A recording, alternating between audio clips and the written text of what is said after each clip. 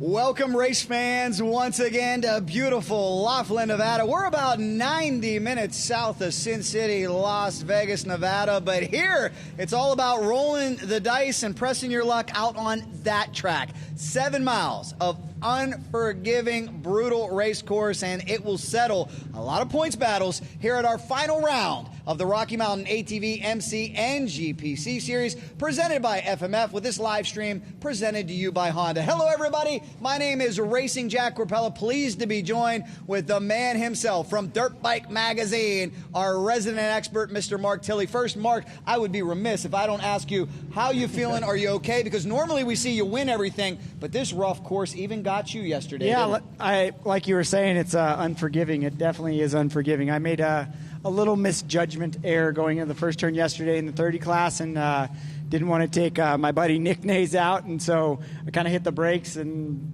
ended up hitting the ground. So luckily, like you've been talking about, and we talk about all the time, is I had good gear on, FXR. I had a Liette chest protector on, a 6D helmet, my CD boots and my X-brand goggles.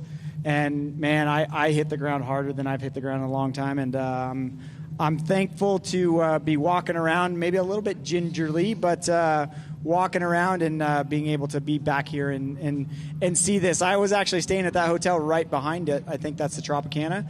And I got to actually see the races this morning start off from that hotel. So it's an amazing thing to be able to be here in Laughlin. I've never actually raced out here, but, man, it's a really cool thing that the Best in the Desert guys are doing. And you know what? With the Best in the Desert guys, let's we caught up with those guys yesterday, so let's look at what we got.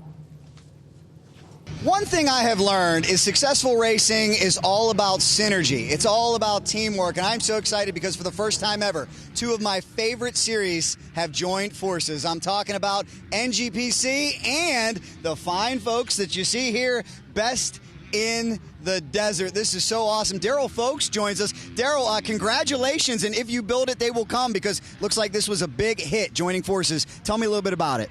So far, what I can see is it's been very successful. There are a lot of people here, probably more than I expected, but we worked hard, and I just, went along with the idea.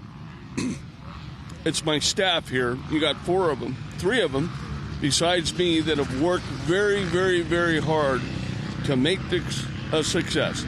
But I can tell you, by picking all of them, I knew who I was picking. And they don't go, that one over there said, no shit show. All right, Big Al, he's one of my best friends. And we don't do anything with Best in the Desert or track on that's half-assed.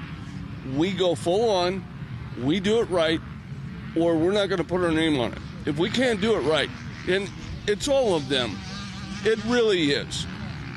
In charge of equipment, he's on equipment. My administrative manager, she works for Best in the Desert full-time. That's just how I roll. I'm a management major in college with a degree, and that's what you do. You put the team together that can get it done. That's what we've done here. I mean, motorcycles are my life.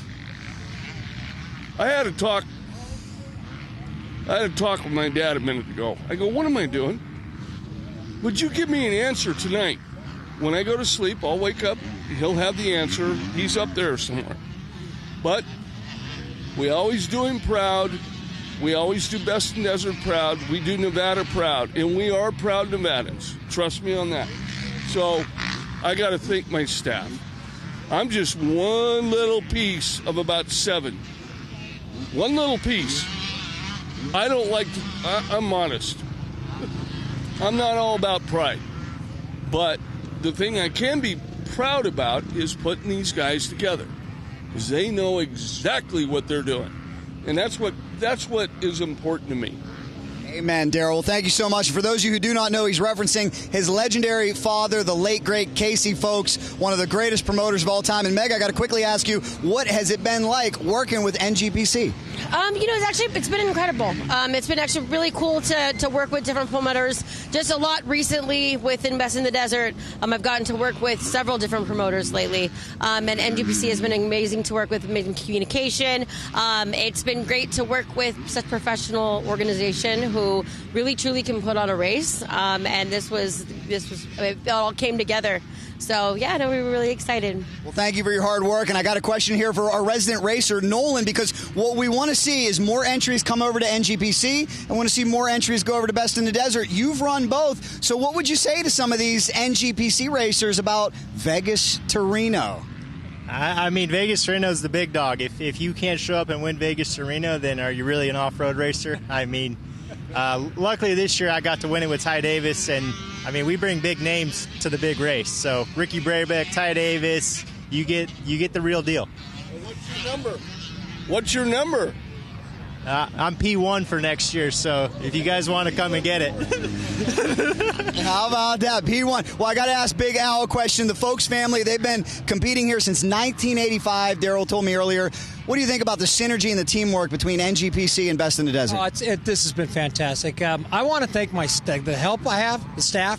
We've got David Pearson out here building this track. Former Hare and Hound champion, Team Kawasaki. You couldn't ask for a better guy, and he's been a magic in that tractor all day. I think this course is surprising some of these guys how good it is. Super cool, guys. Well, this has been awesome. As we wrap this up, I got to steal one of your lines, and I want to see if we can get some help. On the count of three, can we get a big old... we're going to... Maybe. All right, you count it down. Hold on. All right. Here's how we do it. We do it on a 3 count.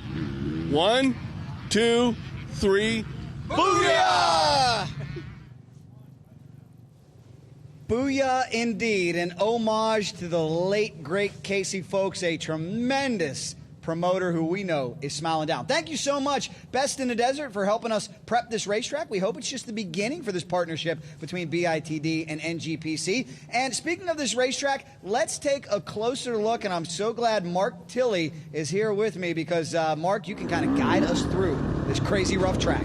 Yeah, so we're in the top section now. Where we were just looking on screen was the bottom section of this track. So this is top section, kind of weaving back around. The terrain's really unique here. It's a little bit similar to our 29 Palms round, but this you kind of go through some high speed, open, lots of area to pass, and then you come into this stuff, and it's right out of this right hand turn. You kind of go across.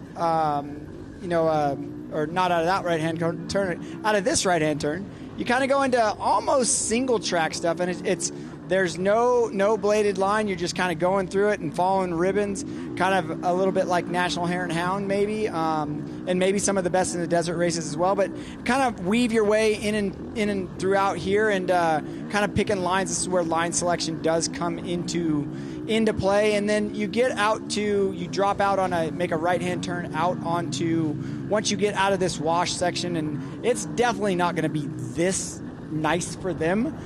We've had some races here all day long, and then you kind of get on this long road, and this is more like desert racing, graded roads kind of stuff, to where there's ups and downs of it, so you have to either jump really far out into the flat or kind of let up a little bit.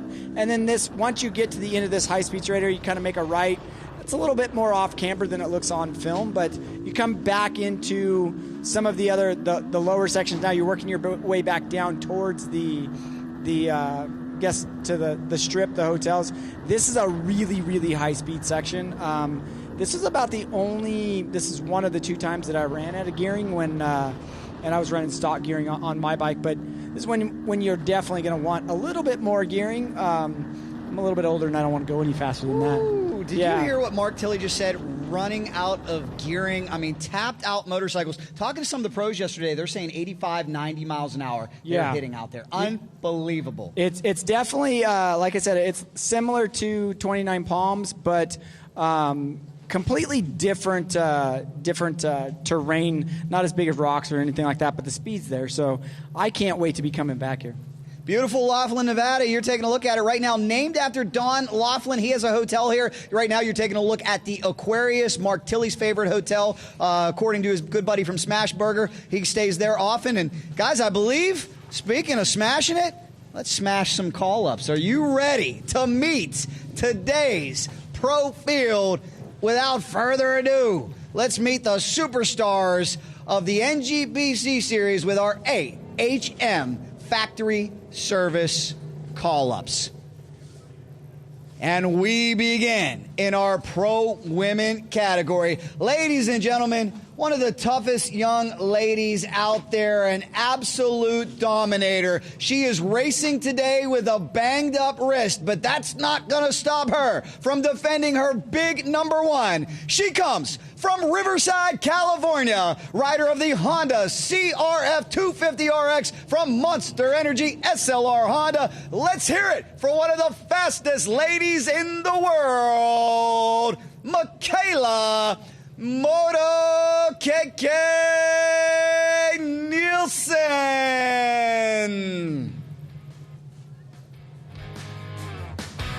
Big shout out to Moto KK playing hurt. And behind Moto KK, another very tough, very fast, very talented racer coming off a win in Ridgecrest. Ladies and gentlemen, at our Redwood City, California, she rides the Gas EX 250F from Troy Lee Designs Gas. Ladies and gentlemen, let's hear it for the 454 of Ava Silvestri. Good luck to our lovely pro ladies competing today. I'll tell you, some of the fastest women in the world here for round number 8 of the Rocky Mountain ATV MC Series. We now turn our attention to the Pro 2 category, and our champion has stepped up. He's not here, so ladies and gentlemen, we begin by introducing to you number one in points of the current racers that are there right now. This man comes from Australia on a Husqvarna FC 250 2024 National Hare and Hound Champion. Let's hear it from the man down under, Sam Brashira.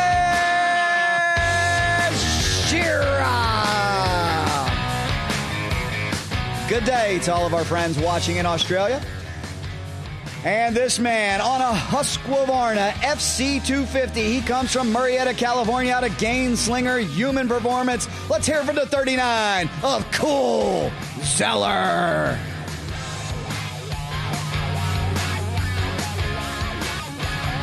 This man is a pro motocross top 20 contender. He hails from Temecula, California. He's the rider of the Husqvarna FC250 Three Bros Hatch Husqvarna. Ladies and gentlemen, Big Bad Kai. Hello. In the number 4 spot today, very talented rider for Team KTM. Let's hear it for the 41 of Noah Gordon.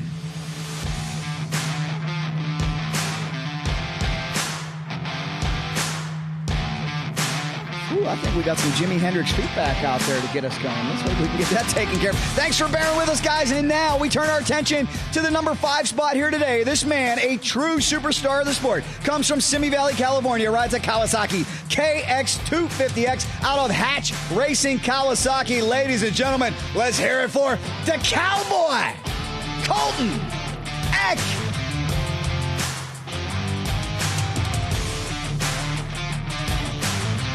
Starting in the number 6 spot today, this man comes from the proud and legendary Davis Off-Road Racing family. Number 508 on a gas. Ladies and gentlemen, let's hear it for the one, the only, Dustin Davis.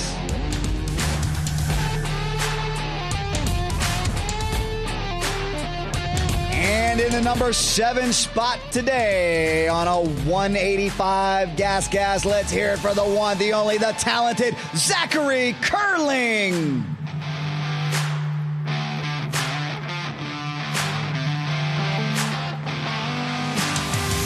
And in the number 8 spot, this man for the Blue Crew, 631 on a Yamaha. Let's hear it for the talented Cody Simpson.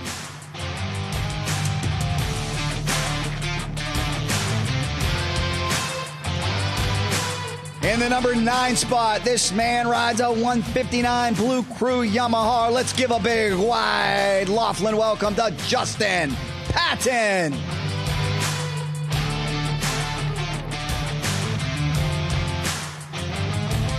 And in the number 10 spot today on a 323 Kawasaki, ladies and gentlemen, please help us welcome Ryder Partridge.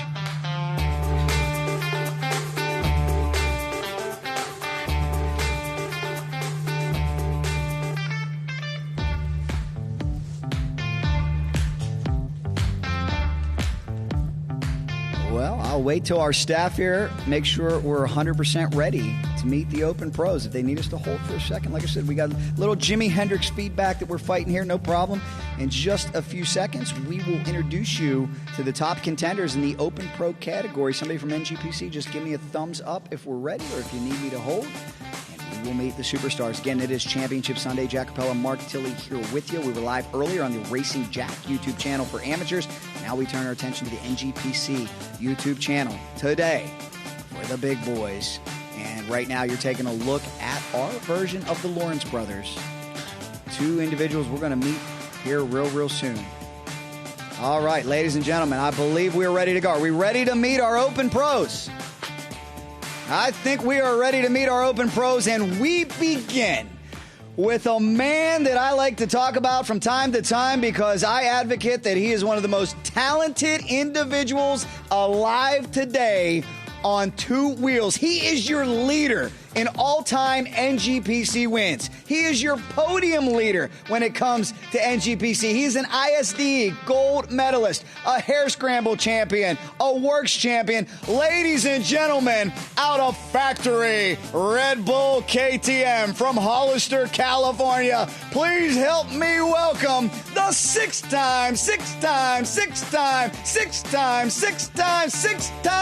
defending champion, Dante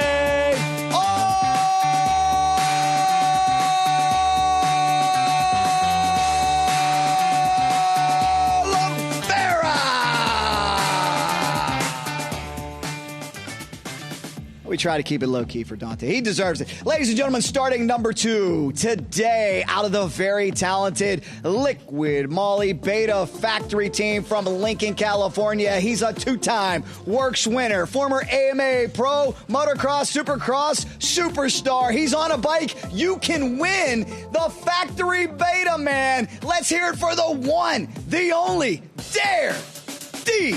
Martel. And starting in the number 3 spot today from Mona, Utah, this man rides a Monster Energy SLR Honda CRF 450 RX. What a season it has been for the 2019 Pro 2 champion, for a national Hare and Hound champion, a man getting ready for Baja. Let's hear it for the one, the only, Tyler Lynn.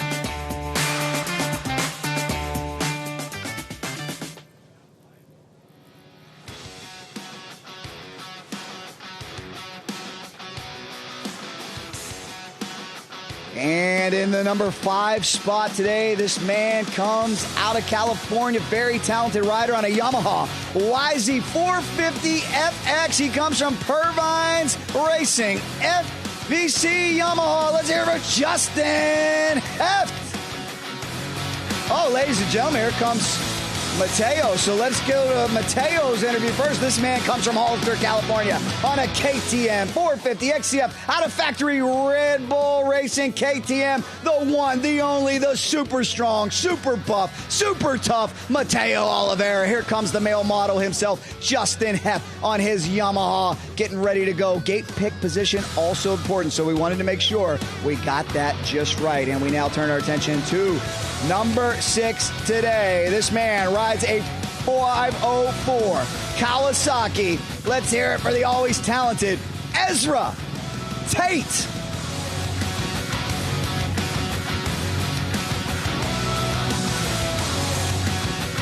And And finally today, last race in Ridgecrest, California. This dominant man locked up the championship in Pro 2. And today, he valiantly and courageously steps up to Open Pro. Say hello to all of his friends in Melbourne, Australia. Good day. It's 5 a.m. down under, but they're up.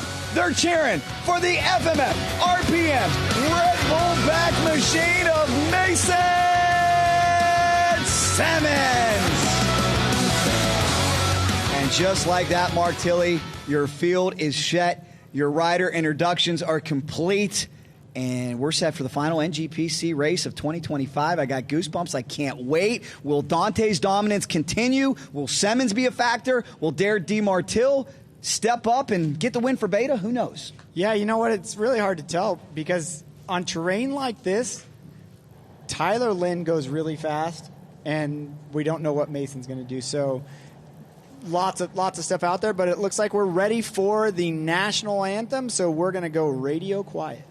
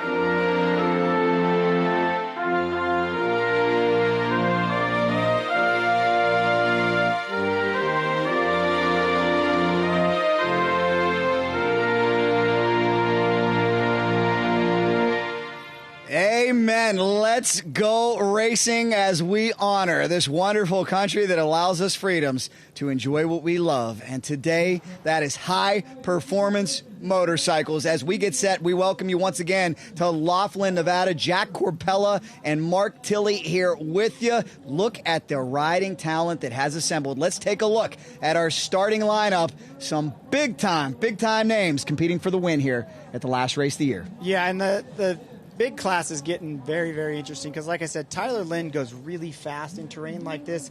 He's from Utah, so he's kind of he's at home going these speeds and doing this kind of stuff.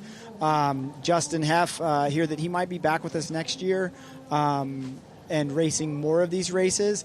And then, I mean, you can never count out Dante and Mateo, Dare. Those guys still going for bragging rights. But then let's throw Mason Simmons into this. And I'm really interested. I've seen Mason ride a 450 and do a lot of stuff on a 450, so I'm really interested to see. I mean, we got 4 or 5 guys that are out there that can win this thing, and if they have a good weekend, they got a good weekend. No doubt about it. We've got people stepping up all around. We kind of mentioned this, too, at the last race, that the championships were locked up in Ridgecrest, but the good news for us is now we get all this excitement. We get a 2026 preview right now as we take a look at the Pro 2 starting lineup. I understand Lane Lorenzo going to make his Pro 2 debut. See, and he's one of the ones that's come out through the amateur program of the amateur races that we got to a sneak preview on the Racing Jack YouTube channel earlier today.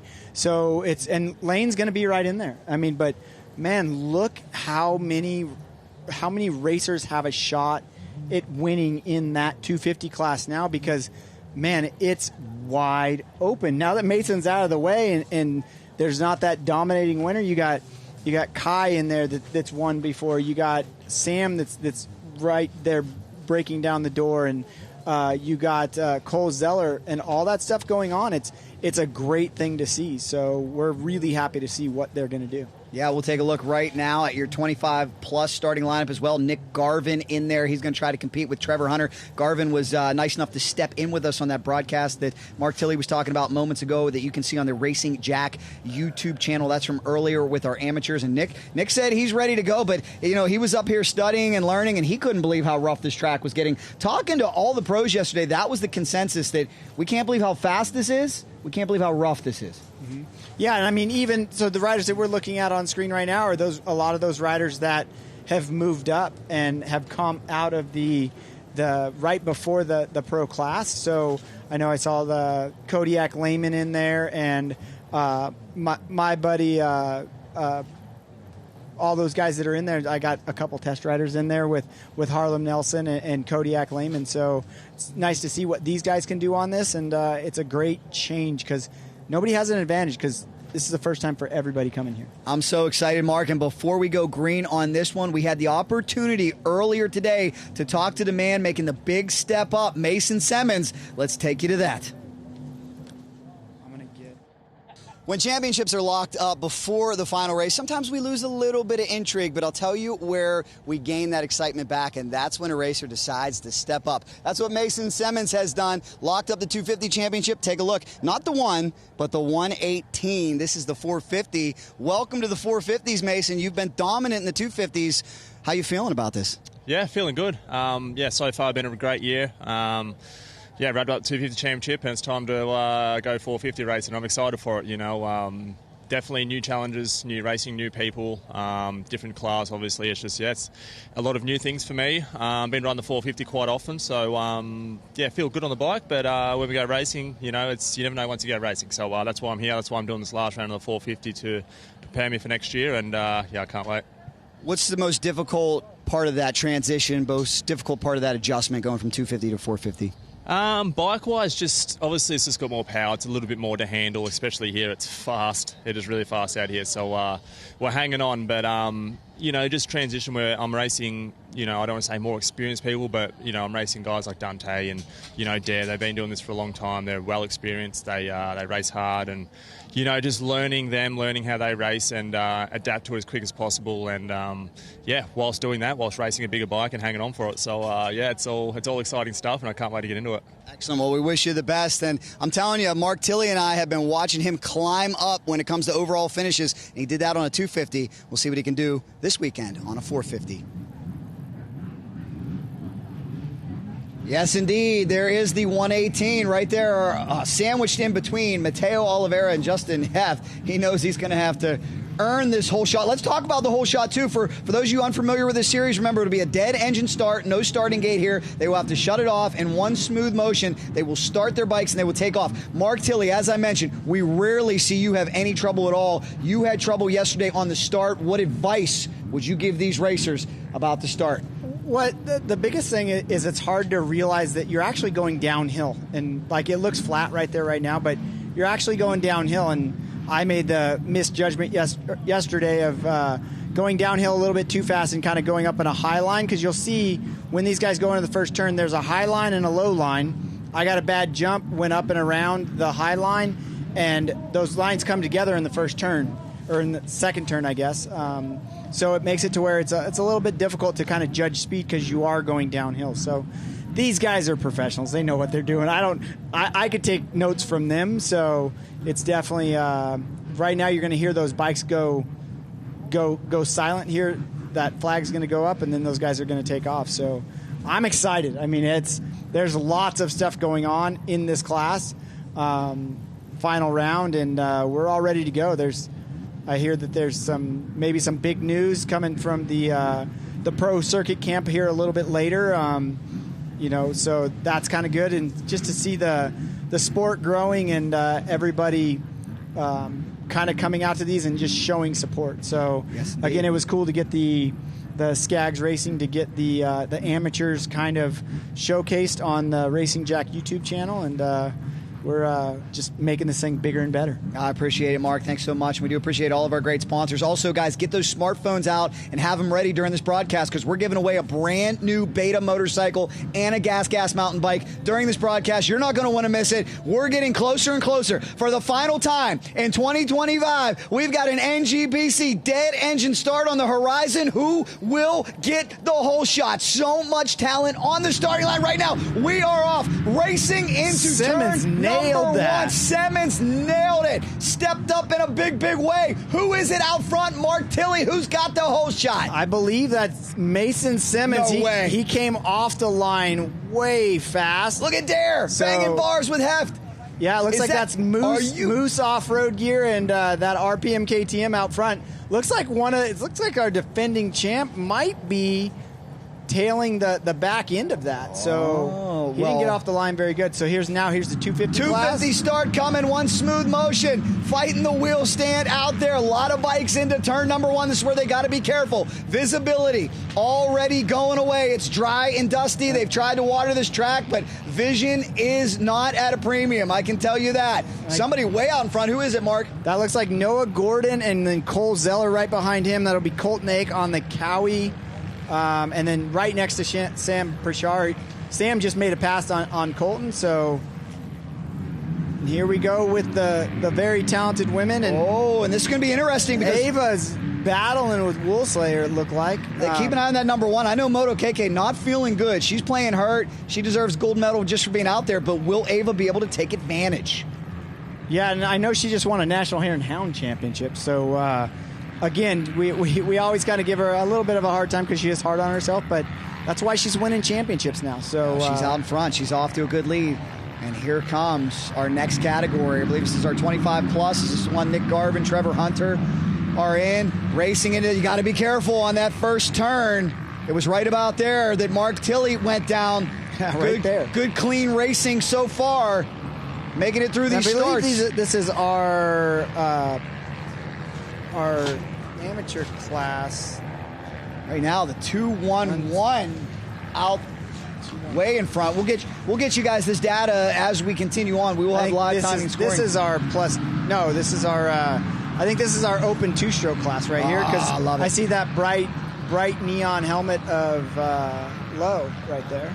Love it, guys. So many different categories out here. Lots of talent on the line. That's for sure. This young man coming out of the amateur ranks here last year and stepping up to these. I believe he even came off of a super mini, but I could be wrong about that. He might have been one of our 125 guys, but that's the best part about this series is. Somebody already off the track. Unfortunately, this track can be a bike killer, can't it, Mark? It definitely can. It eats motorcycles because you got the deep sand and then the high speed as well. So, but like I was saying, the best part about this series is no matter what your age is, from mini cycles down peewees all the way out to the older 60, 70-year-olds, there's something for you to ride. So it's kind of great to see in the sport. And it looks like that was Workman out front, and I think that's our buddy Trevor Hunter, head of the Swifty. Yeah, absolutely. Yeah. So and welcome back, because remember, he was injured, unfortunately, during his sight lap in Best in the Desert Vegas Reno qualifying. There's case in point right there how rough this course is. Gentleman leading the race, but went over that berm.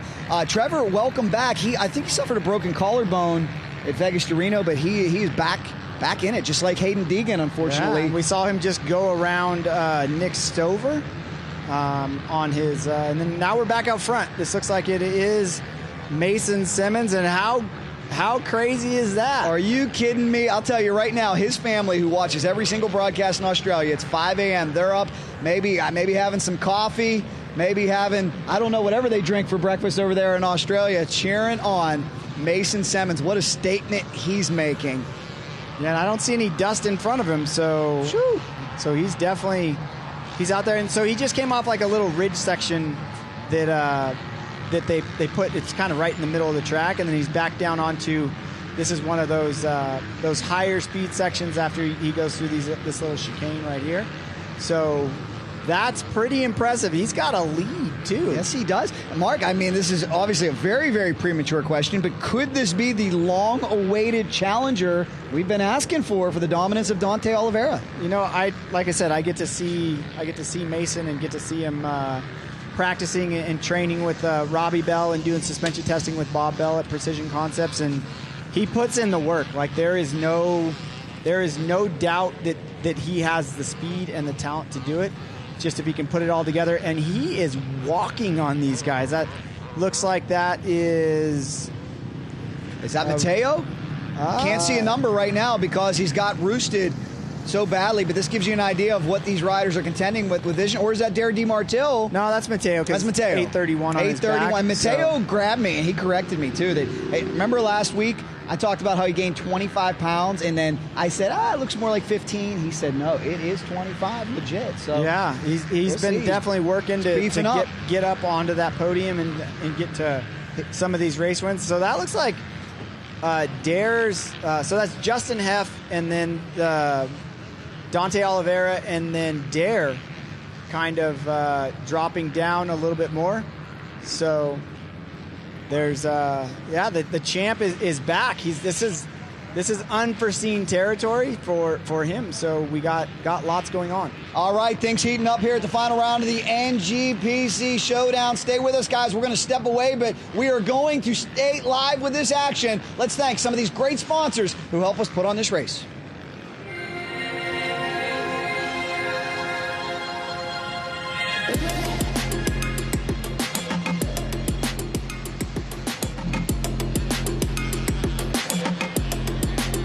Okay, 1, 2, 3.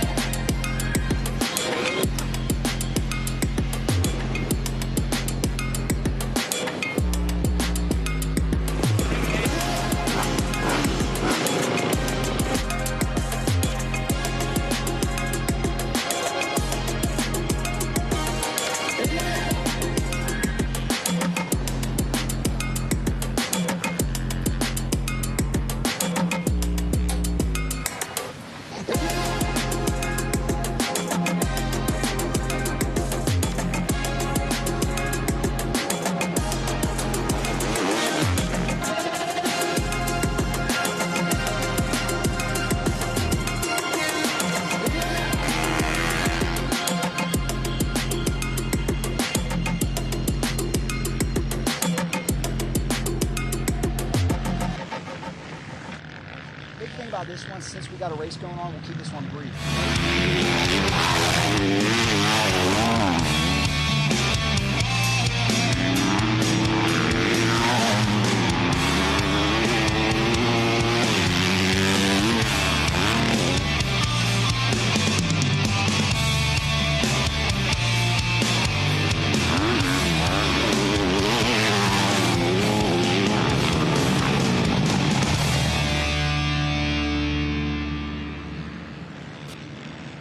I tested everything. But this was the sound. You can change direction like that. Speeds not of this earth. I don't know Ace's soul who has clearance on H2. But then again, I just drive the damn thing.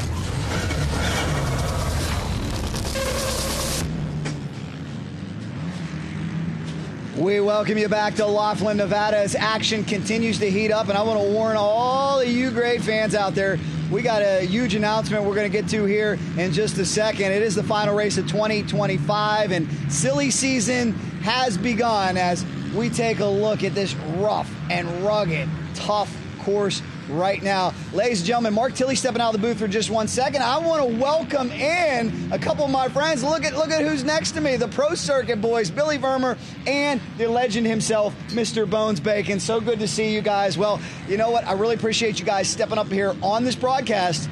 You want to break some huge news heading into 2026 involving Mitch Payton's legendary Pro Circuit team. Let's hear it. Well, yeah. First of all, thanks for having us on. Correction, it's Billy Fulmer's team. Make no mistake about it. Pro Circuit Off-Road's the official name, sponsored by Kawasaki Team Green. We've got a lot of really new sponsors that we're going to be able to announce in the very short future. But we wanted to come in at this last NGPC and just kind of break the ice and tell us who our riders are going to be for next year. How about that? Giacomo Rodondi, fortunately, is not here this weekend. He got hurt really bad. He wanted to be here. We wish him all the best of the luck in the future. He won't be on our team next year. However, we're both proud to announce the new member of Justin Heft. Wow, out there on a Yamaha right now. Yeah. So Justin Heft competing. We're going to see him on a Billy Fulmer Pro Circuit Team Green Kawasaki next year. How about that, guys? So we are super excited about that. Actually, just before this race, I had one of our grandsons come down and talk to him because he just got off the course and they were talking about different lines. So hopefully that helps him out here. Not even sure who was leading at the time, but it just took off. But we also have Colton Eck on a 250. So we're going to field two bikes. Right. Awesome. Premier Class 450 and Colton Eck on a 250. Mitch is excited. We've got a lot of new plans coming down the pipe with engine work and chassis work and suspension work. Team Green's on board, and all of our current sponsors are staying with us. And we're going to bring in some surprise sponsors here in the future. I'm going to let Billy talk a little bit, but that's the nuts and bolts of what we wanted to say here at the last NGPC race. Congratulations, Billy. You got to be awfully pumped over this, I'm sure. Yeah, it's a big opportunity for our team. We basically doubled the size of our team, you could say. We were one rider this year. We'll be two riders next year. I'm really excited about the 250 because Pro Circuit, the 250, it just made sense to us to have a 250 in this in the event next year. So I'm really excited about Colton. Of course, getting Justin to want to ride our bike, that was really big. And like Giacomo is still close with our team. He's a friend. He's going to be more independent, but he's still going to be on a Kawasaki next year. Awesome. Just not our premier rider. We're going to have Justin Heft. Well, we really appreciate you guys being out here. Can we get Levi Kitchen out here too, you think? Maybe he'll come as well. Bones, last question I have for you before you go is we really appreciate the support that the legend Mitch Payton of Pro Circuit has given, not just this series, but all series out there. From talking to you, I'd like to hear the story from you because you're very close with Mitch. I understand Mitch just eats, breathes, and sleeps racing and is all about his supercross team, his motocross team, and his team right here at NGPC. I hear you guys are on the dyno and testing constantly. Well, first, as far as supercross and motocross is concerned, period, Mitch wants to win. Anything else is secondary. His roots are off-road, and not a lot of people know that. So he is backing us 100%. We're going to come out next year with a good program. With Giacomo's help this year, we learned a lot. I don't know if you remember the interview you did with me at the beginning of the year, but I promised you we would be at every race. We were going to get better at every race as far as the rider, the team, and the bike. And I feel strongly that we've accomplished that. So the future's pretty bright for our team. I'm excited. I know Billy's excited. We got a couple things we can't talk about right now, but it's going to be, unless Billy wants to, it's going to be pretty cool. And I think our riders are excited. We've already been talking to them. We got a couple test days planned, but we're excited about NGPC next year. I love it. Thank you guys so much. Billy, mum's the word, or is there anything else to spill? I wish I did have something to tell you, but it'll be great when we do it. You'll be the first to know. All right, thank you guys so much. How about in the comments dropping some love for Mitch Payton, Pro Circuit, Billy, Bones, the whole crew. We're going to let these guys go because I know their man Justin Heft is out there right now competing for an overall. So good luck to him. It's great to see Justin back and healthy. And congratulations to Pro Circuit. We love all the wonderful teams that are out here supporting the NGPCers. Congratulations, guys. Thanks so much. We'll bring Mark Tilley back into the booth, but that is so cool. You're hearing breaking news during this NGPC broadcast. We're going to have to catch back up right now as we give you a look at the big number one out there. Is that Dante Oliveira? We'll see where he's running on track, but I'll have to get Mark Tilley's reaction as well because I know with his role with Dirt Bike Magazine, he closely follows all the teams. He's been a long-time follower and coverer of Pro Circuit Kawasaki. And how about that? Some rider announcements right here. I was over there videoing it, and I'm going to throw it up on our Instagram right now, and that's big news. I mean, that's really big news. We got Justin Heft has shown that he can win at these off-road races and do this kind of stuff, so that's great. And then we're Colton Eck, who's been on a Cowie for the last few years, kind of on his own dime and going for it. So, like I said, again, with Mason Simmons out of the 250 class, leaves it wide open for a lot of other guys. And I know that the Cowboy can definitely do it. He's shown that he can win some races, and so that's just great seeing Pro Circuit step up. I'm excited to wear my Pro Circuit shirt today, so it's great to see Mitch and the boys over there, and then Billy putting the money up for that team and what they're doing. It's great for off-road, and man, I can't wait to see what happens. The future looks bright. Let's hope we see many more teams for the 2026 campaign. But we still got a long way to go to get through 2025. We're only 15 minutes into this race where the man from Australia, young Mason Simmons, you're defending two-time now Pro 2 champion who just stepped up to 450, leads the way. He's got about a 14-second lead on Mateo Oliveira. Dante Oliveira about 4 seconds behind him. Dare DeMartille on the tail of Dante. We still got a long way to go. And speaking of Dare DeMartille, this is very, very important.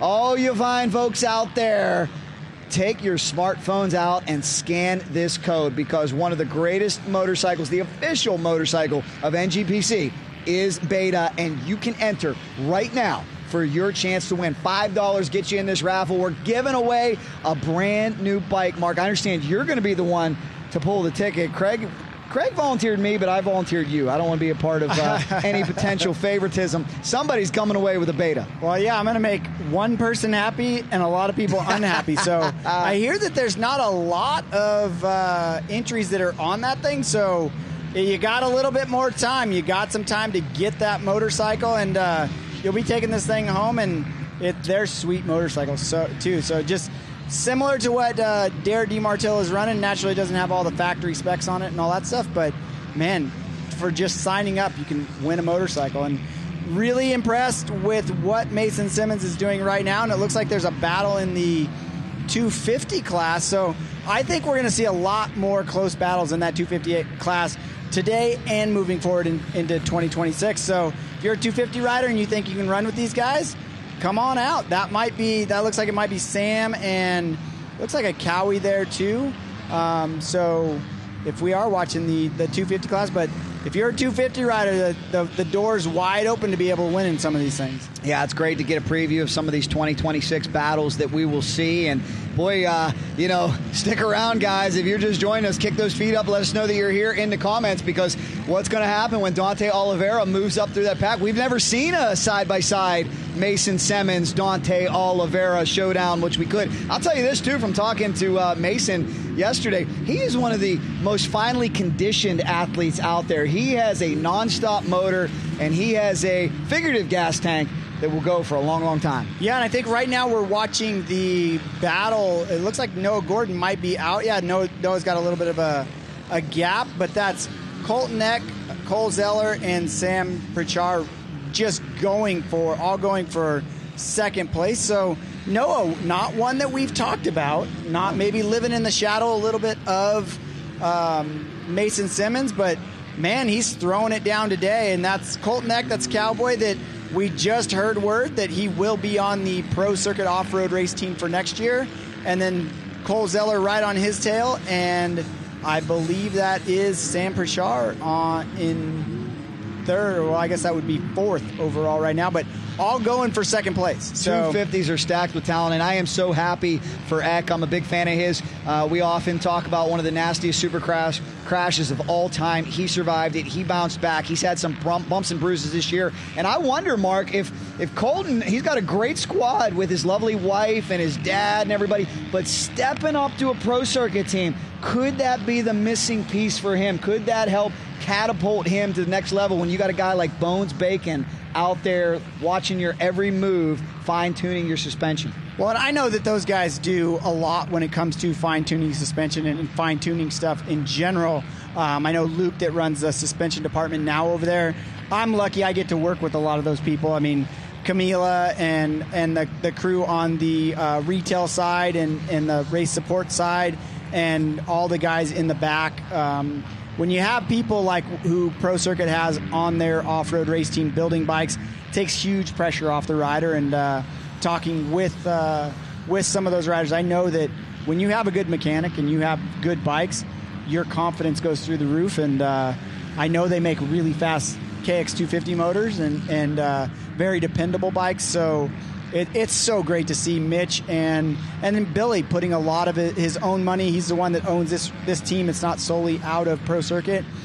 Billy putting in lots of money and going out and getting sponsors and doing all that stuff just so that these guys can race off-road. And now not one rider, but 2 riders. And Mark, put your phone away. You are not eligible. He's trying to sneak in this gas mountain bike. We're giving away a gas mountain bike right now as well. So take your phone out, scan that QR code.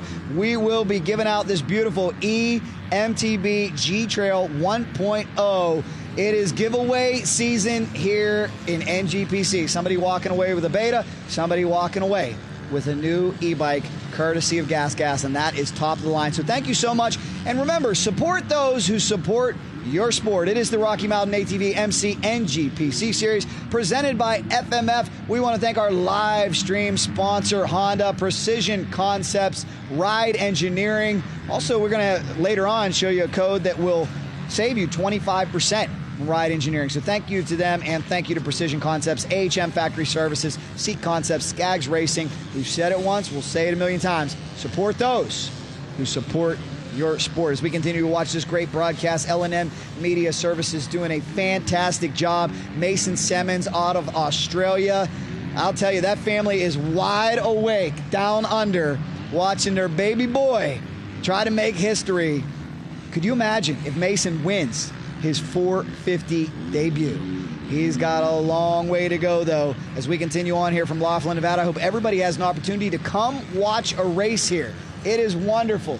It is beautiful, no doubt about it. And do make sure, Mark Tilley right now, double duty, putting some content on the Dirt Bike Magazine Instagram feed. Make sure you check that out. I think he's also working on, I hope he remembered to check out of the Aquarius this morning. He had a long night there, was partying, having a good time from what I understand. I'm just glad he's okay after that rough get-off that we've seen. You can see that clip on Racing Jack YouTube or Cycle Drag Facebook. We put it up, got the prayers going for Mark Tilley. And clearly those prayers worked because you're sitting next to me, my friend. Yeah, no, I'm definitely lucky. And we will definitely straighten this out that you are the one staying at the Aquarius. And my buddies at Smashburger, Miguel at Smashburger was telling me all the interesting things about that place. I stayed at the Tropicana. I actually got to race or watch the unclassified race from my hotel room. Like if I had a little bit better binoculars, I'd be able to see who was winning and who was losing. But that was kind of cool. It's great to be here in Laughlin, Nevada.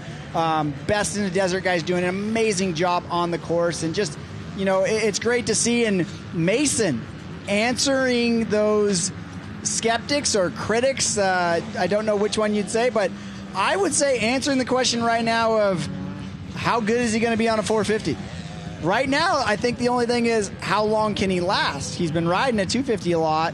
It's a little bit lighter bike, not the power that he has to deal with, but man, he looks good on that RPM KTM. I know that Bob Bell from Precision Concepts and Ryan from Precision Concepts have been doing lots of work with him on getting those bikes locked and loaded for this event. So he was ready to go, but man, he is putting it to those guys. And let's see, did he go out too much too early, or is this kind of speed that he can run the whole time? Because that man right there, the 6-time champion, he can run this speed all day long, and Mateo's not that far off, so it's going to be interesting. One of the most talented dirt bike racers in the world is the one and only indomitable Dante Oliveira, 6-time defending champion, but has he met a new foe, a new rival? We will see. Stay with us. We got pit stops coming up probably in about 15 minutes or so. They'll pit at the halfway mark. We're about 30 minutes gone. But as Mark mentioned, I'll give you my fun fact on Laughlin, too. I kind of mentioned it at the top of the broadcast.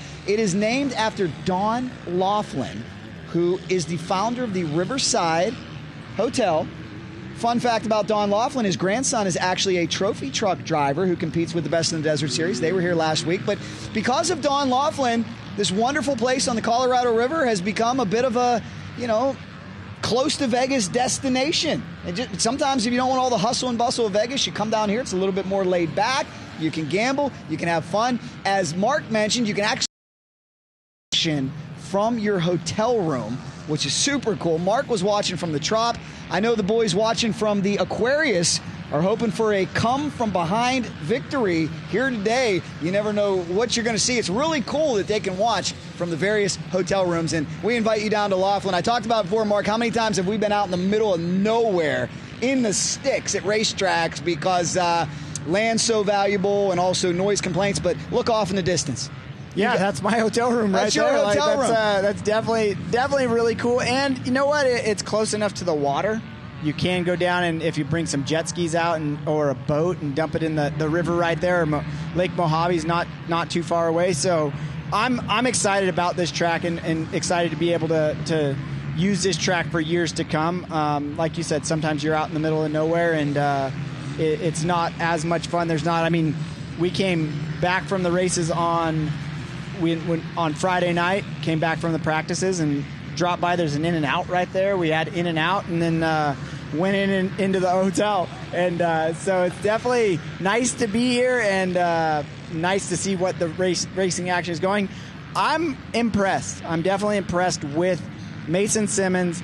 You could tell he's been riding that 450 a lot, getting ready.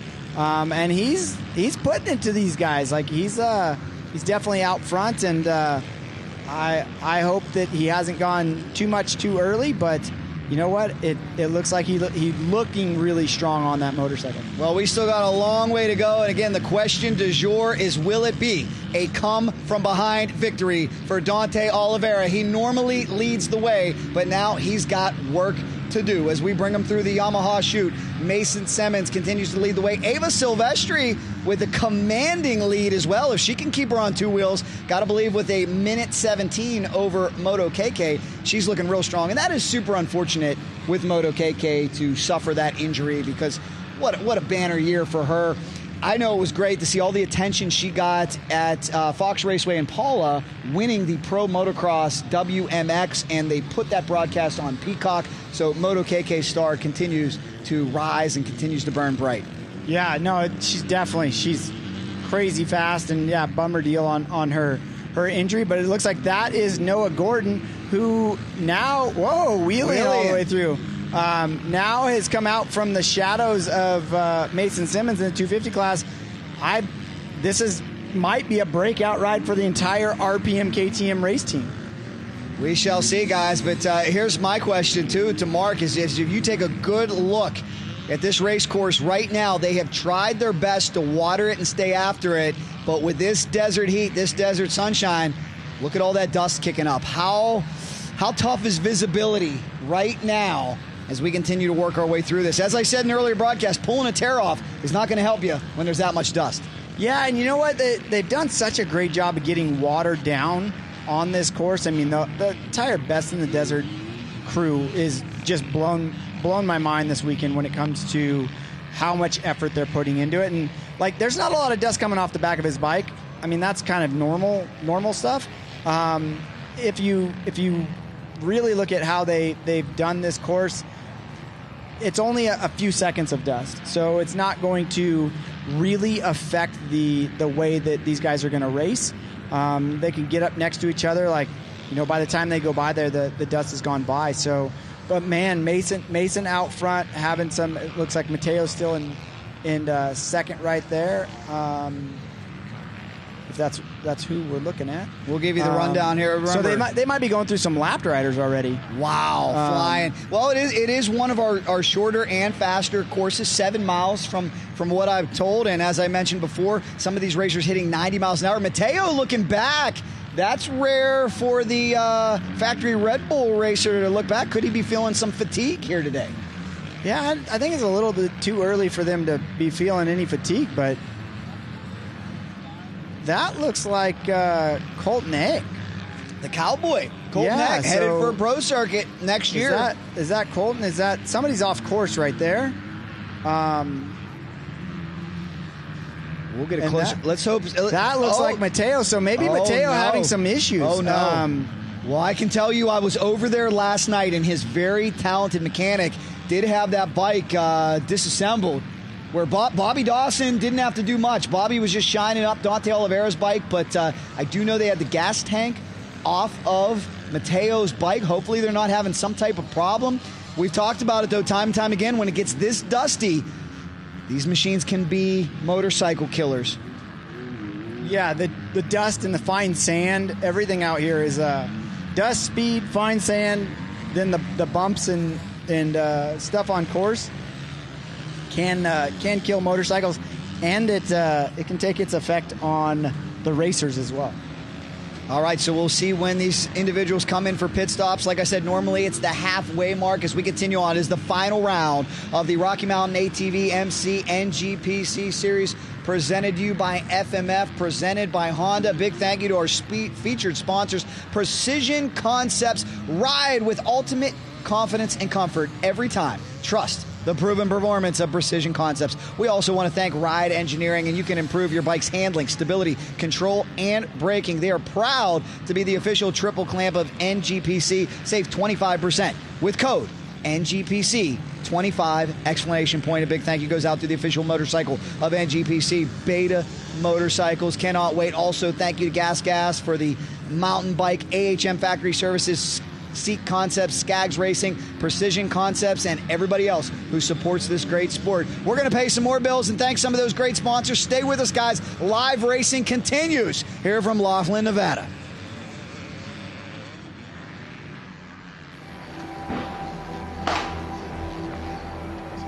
Every generation believes they've invented the best way. With age comes wisdom. We've come to realize that every piece of knowledge is learned, passed down from those generous and patient enough to teach.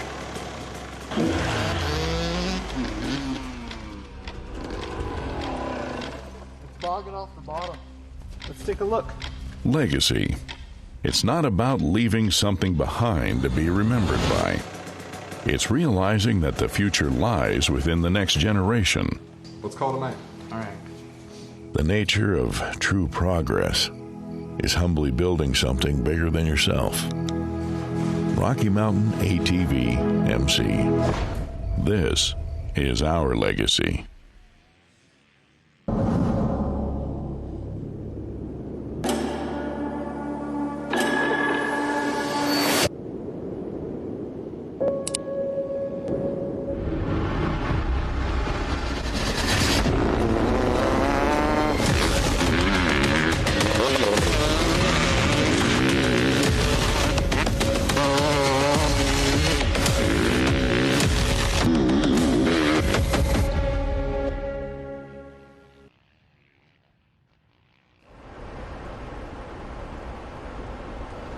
Welcome back. Racing continues.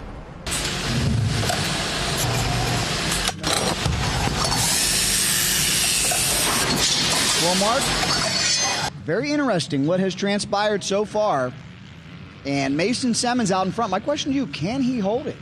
You know what? I think he's strong enough. I think he can. And like I said, I've been seeing him a lot on this 450, especially after Ridgecrest. That's lots. But I mean, the real story is the 250 class. Noah Gordon in the 250 class making it look easy. So maybe getting Mason out of the 250 class, and it gives him a little bit of a rejuvenation for him. But that's what we're looking at. We're looking at the battle in the 250 class. That is Cole Zeller and Sam going at it. So those two, and then that's Colton Ake right in front of him. So, but Noah's gone. Yeah. I mean, as of right now, Noah has gone. Noah's pulling a Mason Simmons. He's up into the top 5 overall, behind Dare and that factory Beta, and running some really good lap times. So he's about 10 seconds behind Dare last time they came through timing and scoring. And you know, again, this might be that breakout ride for Noah, that maybe Noah just needed a little bit of coaxing and a little bit of hope to be able to win one of these. Taking a look at the scenic and vibrant views of Laughlin, Nevada, one of my favorite race courses. As I said, guys, been here many times for Best in the Desert. Last week, they had over 300 trophy trucks, trick trucks, UTVs. And what's really cool, Mark, you come here during one of those races, a lot of spectators will go up on top of the hill and watch. It is just a cool place to enjoy a motorsports event. Big thank you goes out to NGPC. Big thank you goes out to Best in the Desert for making it happen. Pit board's coming out. What do you think they're trying to tell those riders right now? They could be saying pit. They could be saying go. Dante's pit board might be saying go faster, but he's worked his way from the back. Now he's in second. That pit board area is actually right after this area, so looks like that's Dare going through the scoring chute, and then he'll be going by those pit boards we just saw. So Dare a little bit off the pace. He's usually one of those guys that's either first or second in these, so something might have happened. Maybe they did some pitting early or something going on, but I know that this is definitely a horsepower robbing track, so maybe he just doesn't have it today, or you never know. I mean, so we should be seeing Noah Gordon. Wow. So yeah, that's Noah Gordon, and Noah Gordon is making a statement right now for next year, because I haven't seen anybody else come into the frame that is on a 250. So he's going by that pit board area, getting some signals from his crew and heading back down to the casino. But yeah, the bird's eye view with these drone shots is just amazing. The whole crew here doing an amazing job, and I don't know of any other races that you can watch live and then get this kind of drone footage. These guys do a great job, and I want to have them on board 2026. That's why we thank all these wonderful sponsors who make it possible. Trust me, guys, it is tough to pull this out. This is L&N Media Productions with Aaron Kennard, Ross Fitz, James Burtock, host Sway, Mike Bratowski, Max Masamo on the drone. We got the one and only Kelly McGuire back doing audio from afar. These guys are all ex-Lucas Oil production pros. They have now started this live stream company, and they've done a great job. They were live for, I think, 13 hours a pop at the core race last week, so shout out to them. Doing a fantastic job, guys. Thanks so much. Yeah, and this shot right here, getting in right on the drone, and you can see just exactly what the conditions of this course are. And there's live high-speed ski jumps kind of coming into. It's a mix of sand and rocks, but not as much rocks as you'd be used to in the middle of the desert. So I'm not sure what the Best in the Desert crew, what kind of magic they're working out here, but this is definitely not the conditions that you're seeing if you go ride in the desert out here. So it looks like that's Colton Eck going back the other way, battling with Cole Zeller. We saw Sam Prashar in there, but he didn't seem to be in the shot that. Maybe he stopped to get filled up and get some gas in early, just like maybe some of the other guys did. But Noah Gordon out front in this 250 pro class, and making it look easy as of right now. So that's second and third in the 250 class. That's Cowboy Colton Eck right there, and then I believe that's Cole Zeller. Yeah, that's Zeller right there on his Husky. So these guys duking it out and going after it. So, all right, and we got another opportunity to pull those smartphones out if you're watching at home right now, because you can learn more about Precision Concepts, Bob Bell, Robbie Bell, the legends. They're tuning on Colton X bike right there in that photo. So pull it out, guys. Hit up Precision Concepts. Tell them thank you, and tell them, hey, if you need any fine-tuning, any advice, that's about the best in the business right there, Precision Concepts. That's one of them. There's a lot of them that are especially out here supporting this series, like with AHM and Travis from TBT, and like I said, Bob Bell is one of those guys. I'm lucky enough to be riding on his suspension as well. I believe second through third. Well, it might even be. I don't know if Noah Gordon is running Precision Concept suspension, but I know that Cole Zeller and Colton Eck and Sam are all running Precision Concept stuff. So Ryan here trackside from Precision. Whoa! That was one of those. It can happen. It can happen at any moment. There's that Precision Concept suspension coming in, because I believe that was Colton Eck. If you watch the movie Casino, it's as Joe Pesci said, a lot of holes out there in the desert. You never know when you're going to come across one of those phantom holes. Come on, we had $1 million twin-turbo 40-inch tire trophy trucks chewing this thing up less than 7 days ago. And even though they brought out all the equipment, there's still a few holes out there. Yeah, well, and we saw 7-mile course. Farmer and the Maxxis Tire crew was here. Oh, Maxxis Mike. Yeah, so Mike Farmer, great, a staple with the Maxxis Tire crew, and but they were showing us some of the tire options they had for here with the kind of a scoop type tire for the moto guys, and then he was getting into some of the UTV stuff that they have and everything like that. So again, like you were saying earlier, support the people that are supporting our sport, because if we don't support them, they won't have the money to support our sports and what we're doing. Yeah, so. Big news coming. Craig Hunter is going to be knocking door to door and all the factories and everybody rounding up funding for 2026. I don't know if I'm allowed to spill this news, but hey, here it goes. Talk that we could be on Racer TV as well. So that's one more sharp arrow to put inside the quiver. The only thing I ask you, Mark, is can you...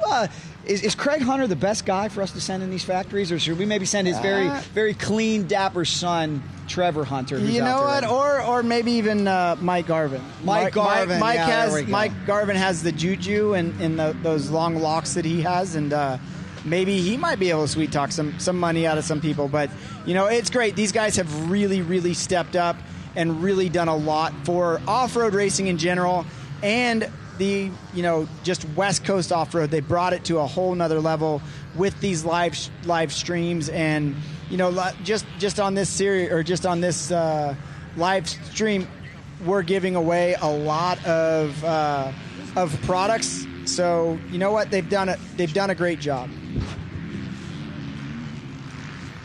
And Mark, I do believe we had an opportunity to catch up with another very talented rider earlier. Let's take you to that.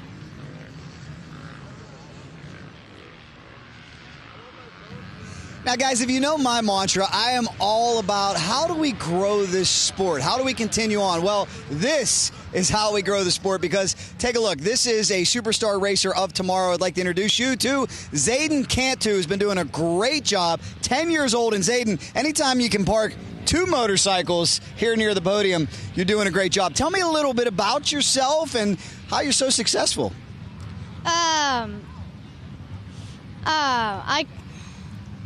How long have you been racing? I've been racing for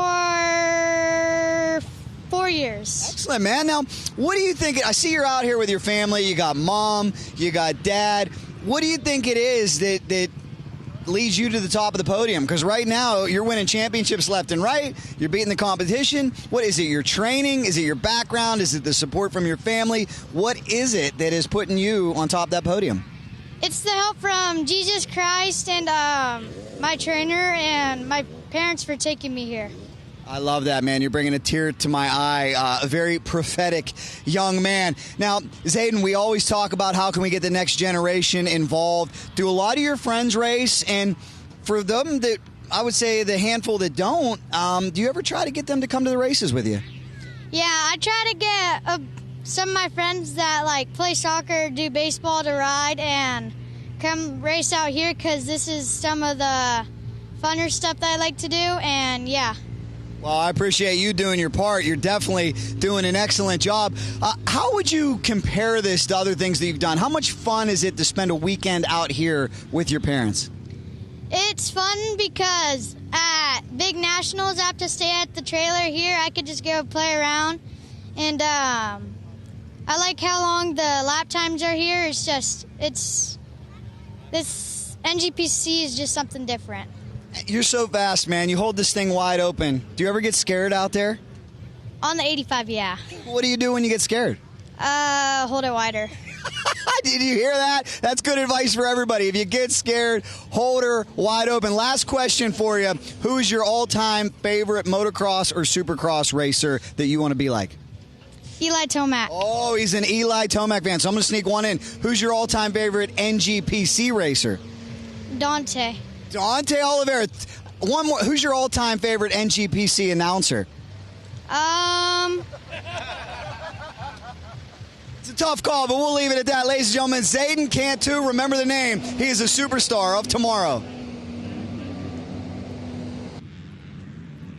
I think he wanted to say Mark Tilley. I don't know. You know what? I think that he just didn't want to say anything about it when you were standing right there. So, Fair enough. That's great. I mean, like you can see, there is lots of different racing, lots of amateur racing coming up through here. So, you know, the series just does a great job. I have 2 boys that race in the series. Just going to the Austin, just coming into the 85 class and finishing a very impressive 4th in his class today. So nice to see. And then my other son Jacob sitting out this round, but we think he'll be back. So great to see. Looks like Moto KK still licking her wounds. That is way off the pace than what we see her normally run. But shout out to her, a fractured wrist, and she's out there still getting points, finishing. She doesn't have to. What a tough young lady. She's already locked up the championship. Doesn't have to be out there, but she is. Has she already locked it? I thought she had to finish. Okay, I could be wrong. I think because I think she's the one that didn't lock the championship up. Oh, you're right, because Ava won the last race. She has correct. to finish, okay. though. So she has to do a certain amount of laps to because if Ava wins, Ava could, I believe, I could be wrong, but and if Moto KK DNF'd, yeah, then she had, because that's otherwise, I think she would have taken the weekend off. Yeah, well, she's definitely struggling to finish, but again, admire her tenacity and toughness. And we got to be coming up on pit stops here soon. One thing I wanted to talk about is a lot of these tracks we go to, it seems like there's a wide window of when you can pit. This one kind of reminds me of that very tough situation we encountered at Buffalo Bills a few years ago where all those guys were running out of gas. This track is so fast, so wide open. I got to believe these machines are guzzling a lot of fuel, and you have got to get this pit stop right. Well, and look at this is the first time we've ever raced here.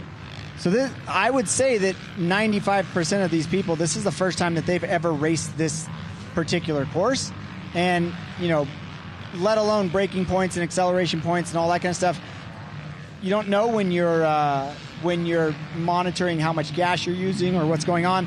These guys are a lot smarter than I am, so they can probably figure this out pretty quickly. And they've had all weekend to kind of go from there. But yeah, it's kind of a crapshoot when you come to that stuff. Well, Moto KK, gut check for her. Big shout out to her family. Actually took part in a ride yesterday, so she said family was going to sleep in. They were going to be here. She's Moto KK, so young, only 20 years old. She needed help checking into the Aquarius. She's staying at the Aquarius. That's how you know that you're ahead of the game, when you're not even old enough to check into a hotel yourself. Boys had to come down and check her on into the Aquarius. Yeah, no, and that's that's guts right there. Like she's going for the championship. She wants to keep that number 1 plate. It's one of those things to where you gotta. She's winning the hearts probably of a lot of fans right about now. And again, a very talented young lady, and being able to ride moto and finish at the top of the field in the moto earlier this year at Paula or at Fox Raceway, that one of the rounds that we go to for NGPC, but it's great to see. And then, you know, toughing it out to make sure that there's that going on. I think there's another QR code on the Yes, there is. Speaking of screen. toughing it out, how about the toughest triple clamp in all the land? Right now, guys, get out your phone and you can save 25% from Ride Engineering with code NGPC25. Mark, I gotta believe a good stabilizer, good triple clamp is everything at a rough track like this. Yeah, the stabilizer can definitely save your life in many different ways. So, and Adrian and the crew over at Ride Engineering doing a great job. Adrian does a lot of testing himself and uses a lot of factory stars to do some testing and local pros as well.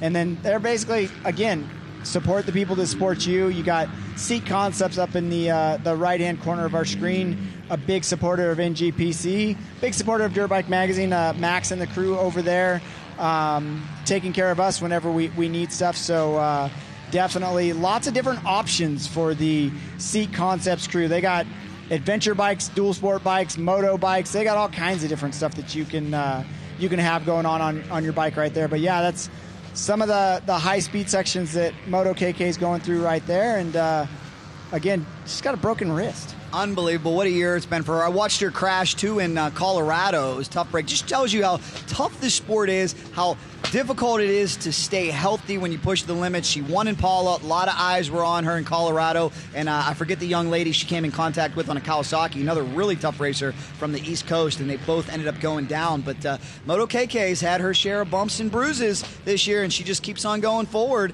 Her dad, very, very tough, fine member of the police force, and we thank him for his service. But what I found out, getting to talk to her family, is Moto KK says, hey, I love my dad. I think my mom is harder on me and pushes me harder than dad. How about that? Yeah, that's it's definitely whatever they're doing right now, it's working. And whatever Mason Simmons is doing right now, it's working because he's out front. There it is. And that's the man that we're talking about right there. Whatever that young man is doing right now, it is working, and he's serving notice that he's here to win races and possibly championships in the future. Here's where conditions have changed, too. I can tell you guys inside the booth, Mark, we didn't have this problem all day. All of a sudden, in the last half an hour, our laptop, our screen, our phones, everything is covered in dust, and we're not even facing the track. So we're getting it here. Wind's kicking up. Roost is kicking up. Visibility is going to be a major problem. How much is that going to hinder Dante Oliveira as he tries to reel in? Looks like Mason? he's slowing down. Uh-oh. Oh, He's no. slowing down, Oh, looking. no. Is Mason out of gas? What's going on? Mason waving somebody by. Does he have a motorcycle problem? Did something give up on that RPM, KTM? Oh, and Mason having a talk with himself. He's sick. Oh, he's incredulous.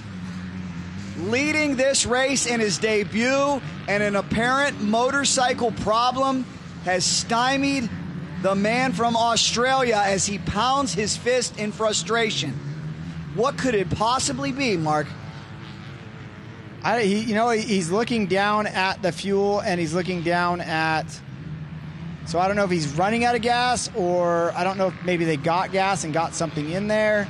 But he is definitely... Looking at the part of the track that he is on, that is right before the finish line. And it looks like Dante Oliveira is our new leader on track. That's who he flagged by, was Dante. So they're coming across right about there. He is, so on the left-hand side, that's where the pits are. So he's coming up the last little bit, and they kind of run through this section, and then this will run back down to live timing or scoring right here. Well, that's great. Hopefully our broadcast team can stay with us. We may have some pit activity coming up here real soon as Mason comes in. So that's Dante coming into the scoring chute. Right after the scoring chute is where the pits are. I don't think Dante's pitted yet. We'll find that out with a text from Bobby D, but 38 minutes remaining in this race. If he hasn't, I believe he's coming in now. And he's slowing down, checking up. Here comes your six-time defending champion into the pit area. Goggles coming off. The fast dump IMS fuel jug out. Bobby Dawson and Team Factory KTM going to work. Pit stops underway. And Dare DeMartille's dad, Brody, I think Brody's saying, stay out, Dare. Stay out. He's going to roll the dice. Heck, we're in a gaming community. Well, right there, we should have seen if there was a problem. That's the RPM team right at the end. And I don't see any activity. We'll find out more. Pit stops underway. All these racers coming in to get enough fuel to go the distance. See some more orange jerseys coming out. Here comes Ava Silvestri on her gas. Nice, comfortable lead for her. They'll take time with this pit stop. No need to rush. Make sure she's okay. Probably got to give a shout out to Harlem Nelson leading the 4-stroke A, one of my test riders, and looked like it was Kodiak Lehman in second. Maybe not, maybe a little bit farther back, but makes me look good when my test riders are leading the way in the 4-stroke A class. But yeah, it looks like right now Mason might not have made it past timing and scoring. Oh, man. Well coached. Well, Mark, I hate to put you on the spot. You got any spies over there at RPM that we could text and ask what is going on? It looks like that is Mason right there. Here comes the 118. Let's keep an eye on this pit stop. Well, fuel coming in. What could it possibly be? That's Noah Gordon coming in at the same time, leading the 250 class. What a tough break for Mason, too. Looks like they're talking about something on the right-hand side of the bike. So if it's a throttle or he's not in a real big hurry to get back out there. So it looks like they're going to be doing some work on the right-hand side of the bike. And that's the throttle area. It's either the throttle or the front brake. So doesn't look like that bike was having any issues coming in. It's definitely having issues getting back out. It looks like that was might have been Cole Zeller going back out. So right now that puts Tyler Lynn into second place. Well, let's remember something about these motorcycles. They've got tons of electronics, and talking to some of the motocross, supercross mechanics, when I go on the road, they all worry about that. That's one big advantage dirt bikes of yesteryear had. There weren't too many electronics on them. And what will they tell you about electronics? There's three things electronics don't like: heat, vibration, and dust. Exactly. We're throwing all three at them here today. Yeah, well, and we're watching Tyler Lynn, the SLR Honda Premier Class rider. I hear that SLR Honda might be making some announcements about riders, current riders in the 250 class, maybe moving over. I heard that as well. What they're doing in the future. I know that these guys right after this are going to go towards the Baja Championship and try to win that. So Mark Samuels and the crew at SLR definitely putting in that hard work. I know that they do amateur motocross as well. So lots going on. It's great. This gives you kind of a bird's eye view of the section that we saw in the pre-race, and we got to see just a little bit of the course preview. That's it right there. So definitely track getting rough. Riders having to dig deep. Now that most of them did pit stops, and now they got heavy bikes. But Tyler Lynn looks like he's racing through that section no problem. He's probably right at home. I know that he lives up in Utah and rides in the desert all the time. So this is that fast, high-speed road, and we clip to Moto KK just trying to limp it in and coming into the pit, getting some gas and some encouragement from the SLR crew and making that championship happen, just getting through, gritting it out. So other riders in the pits right there. It's a great look at our live feed of all the riders in the pits getting nutrition, getting gas, and probably some words of encouragement to get back out there. Moto KK off and away. All these teams working hard out there with about 30 minutes left to go in NGPC's debut race, their inaugural race here in Laughlin. As I mentioned before, if you follow off-road racing, this place is legendary. Many best in the desert off-road races here. Folks' family tells me they were racing with their father since 1985 out here. So let's hope NGPC and Laughlin is a winning combination for years to come, because I love this place, Mark. It's great. It's a great place to visit. Yeah, it's definitely lots of fun to come here, and even on the busy weekends. And right now, it's like we were saying earlier, it's still warm enough to be able to throw a boat in the water or a jet ski in the water. But this man right here, back, how times can change very quickly. There's his brother Mateo coming by, probably coming in for a pit stop to get some gas, but he did kind of drop back. Not really sure what happened to Mateo, if he off course or what, but coming in to get some gas and go back out there. So Mateo will get a splash of fuel. Talking to, they'll make sure everything's okay on that motorcycle. As you can see, a representative from WP Suspension looking on as we continue to go through pit stops and visibility continues to deteriorate and continues to get worse.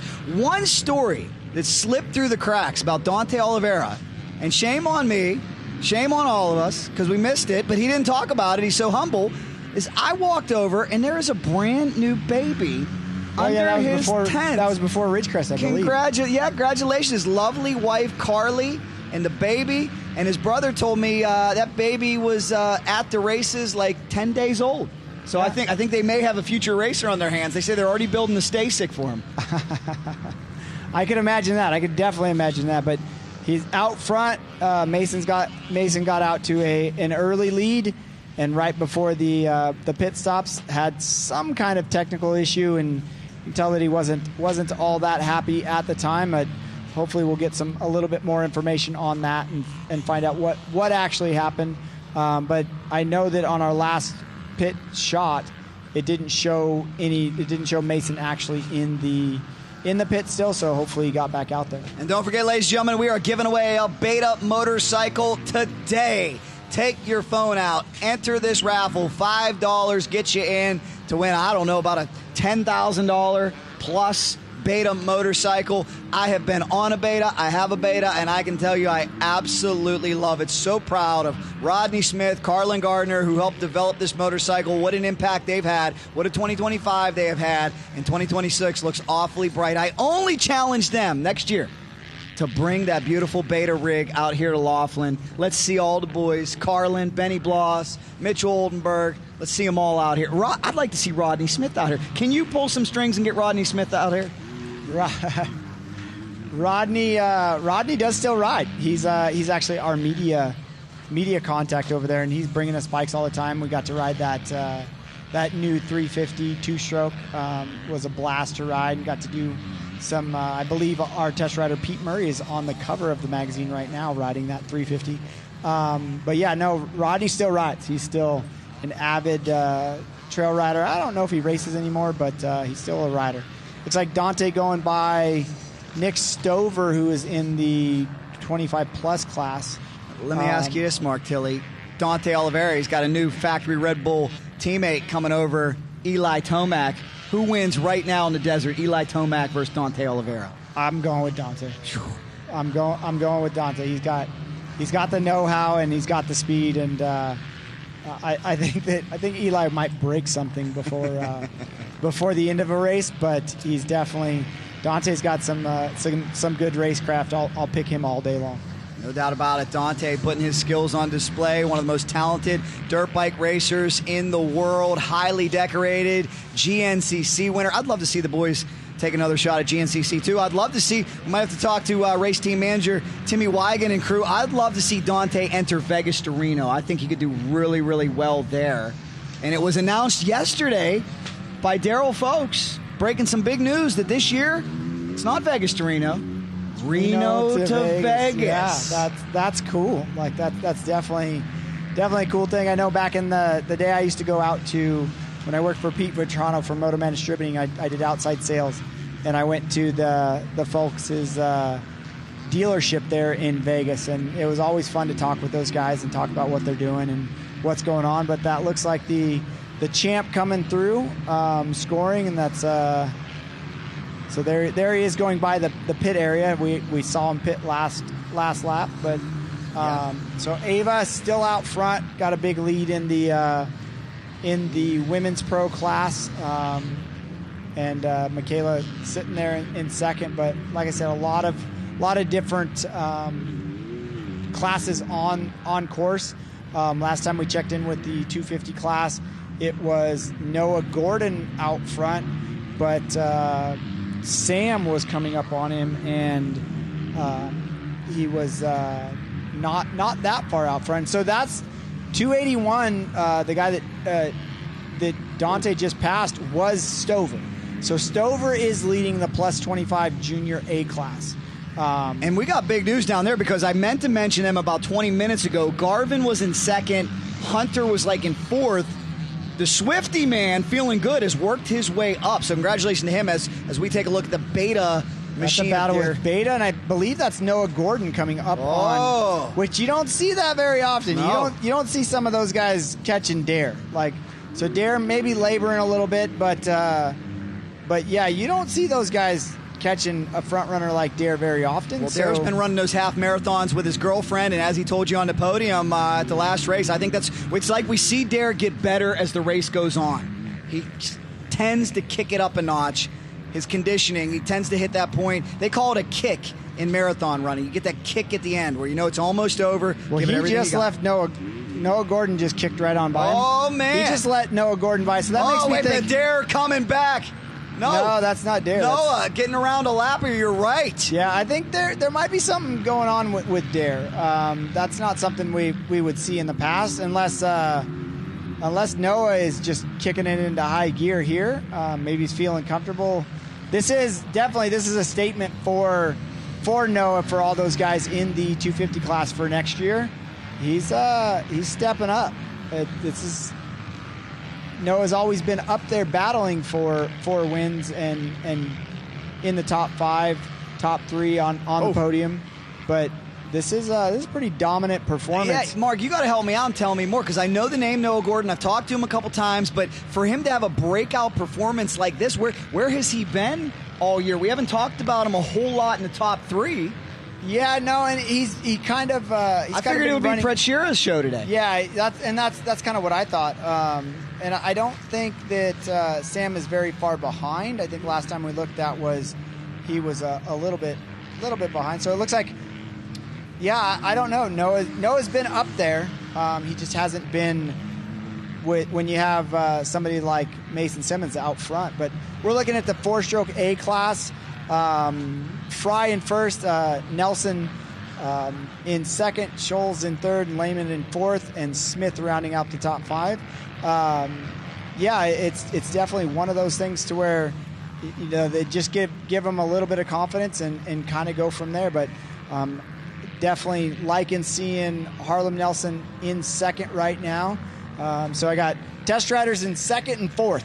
So I think they're making us look good right about now. So I heard that Kodiak Lehman in fourth will be on a Team Green Kawasaki next year, just like he is right now. So we're seeing his Kawasaki teammate with Colton Eck going by there. So, it's definitely the 250 class is pretty stacked for next year now. And Noah's out front on that RPM KTM with Colton Eck on his Kawasaki in second and Cole Zeller in third.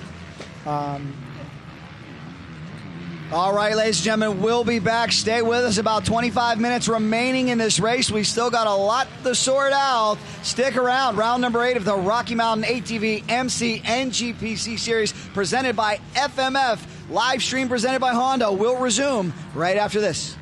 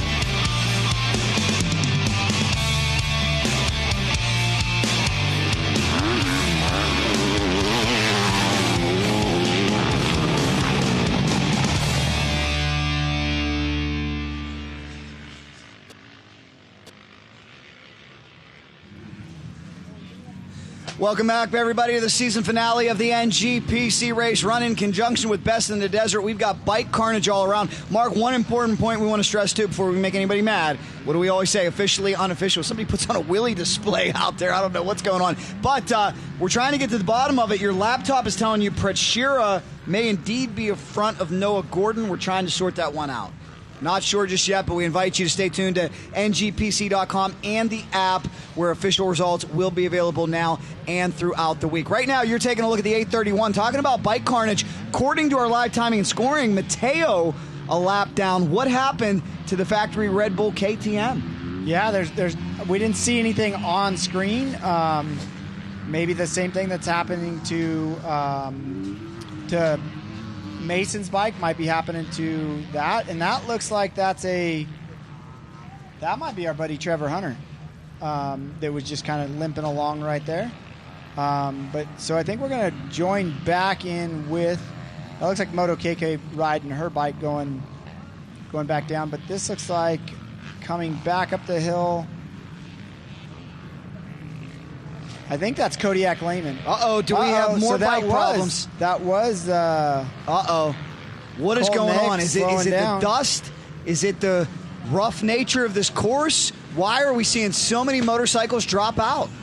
Yeah, you know what? Like you said, high speed, vibrations, the course, all kinds of stuff going on. It looks like that's a brake issue that he's talking about. That's his brake pedal just dangling.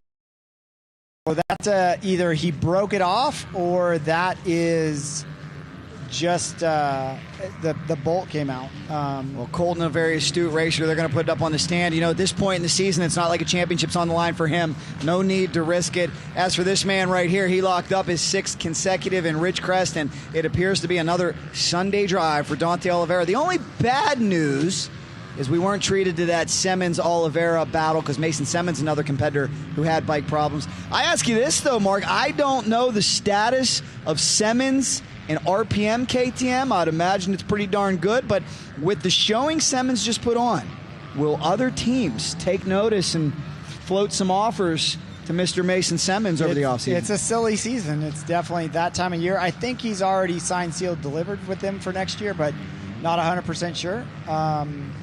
But yeah, he's definitely making them turn their heads and making them think about him when you can go out there and run out front for that long. So, and similarly, is there a number that could possibly get the 6th time away from KTM? Are there other manufacturers in hot pursuit of Dante?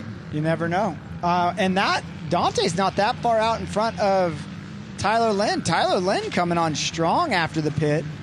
Dante only has 28 seconds on him.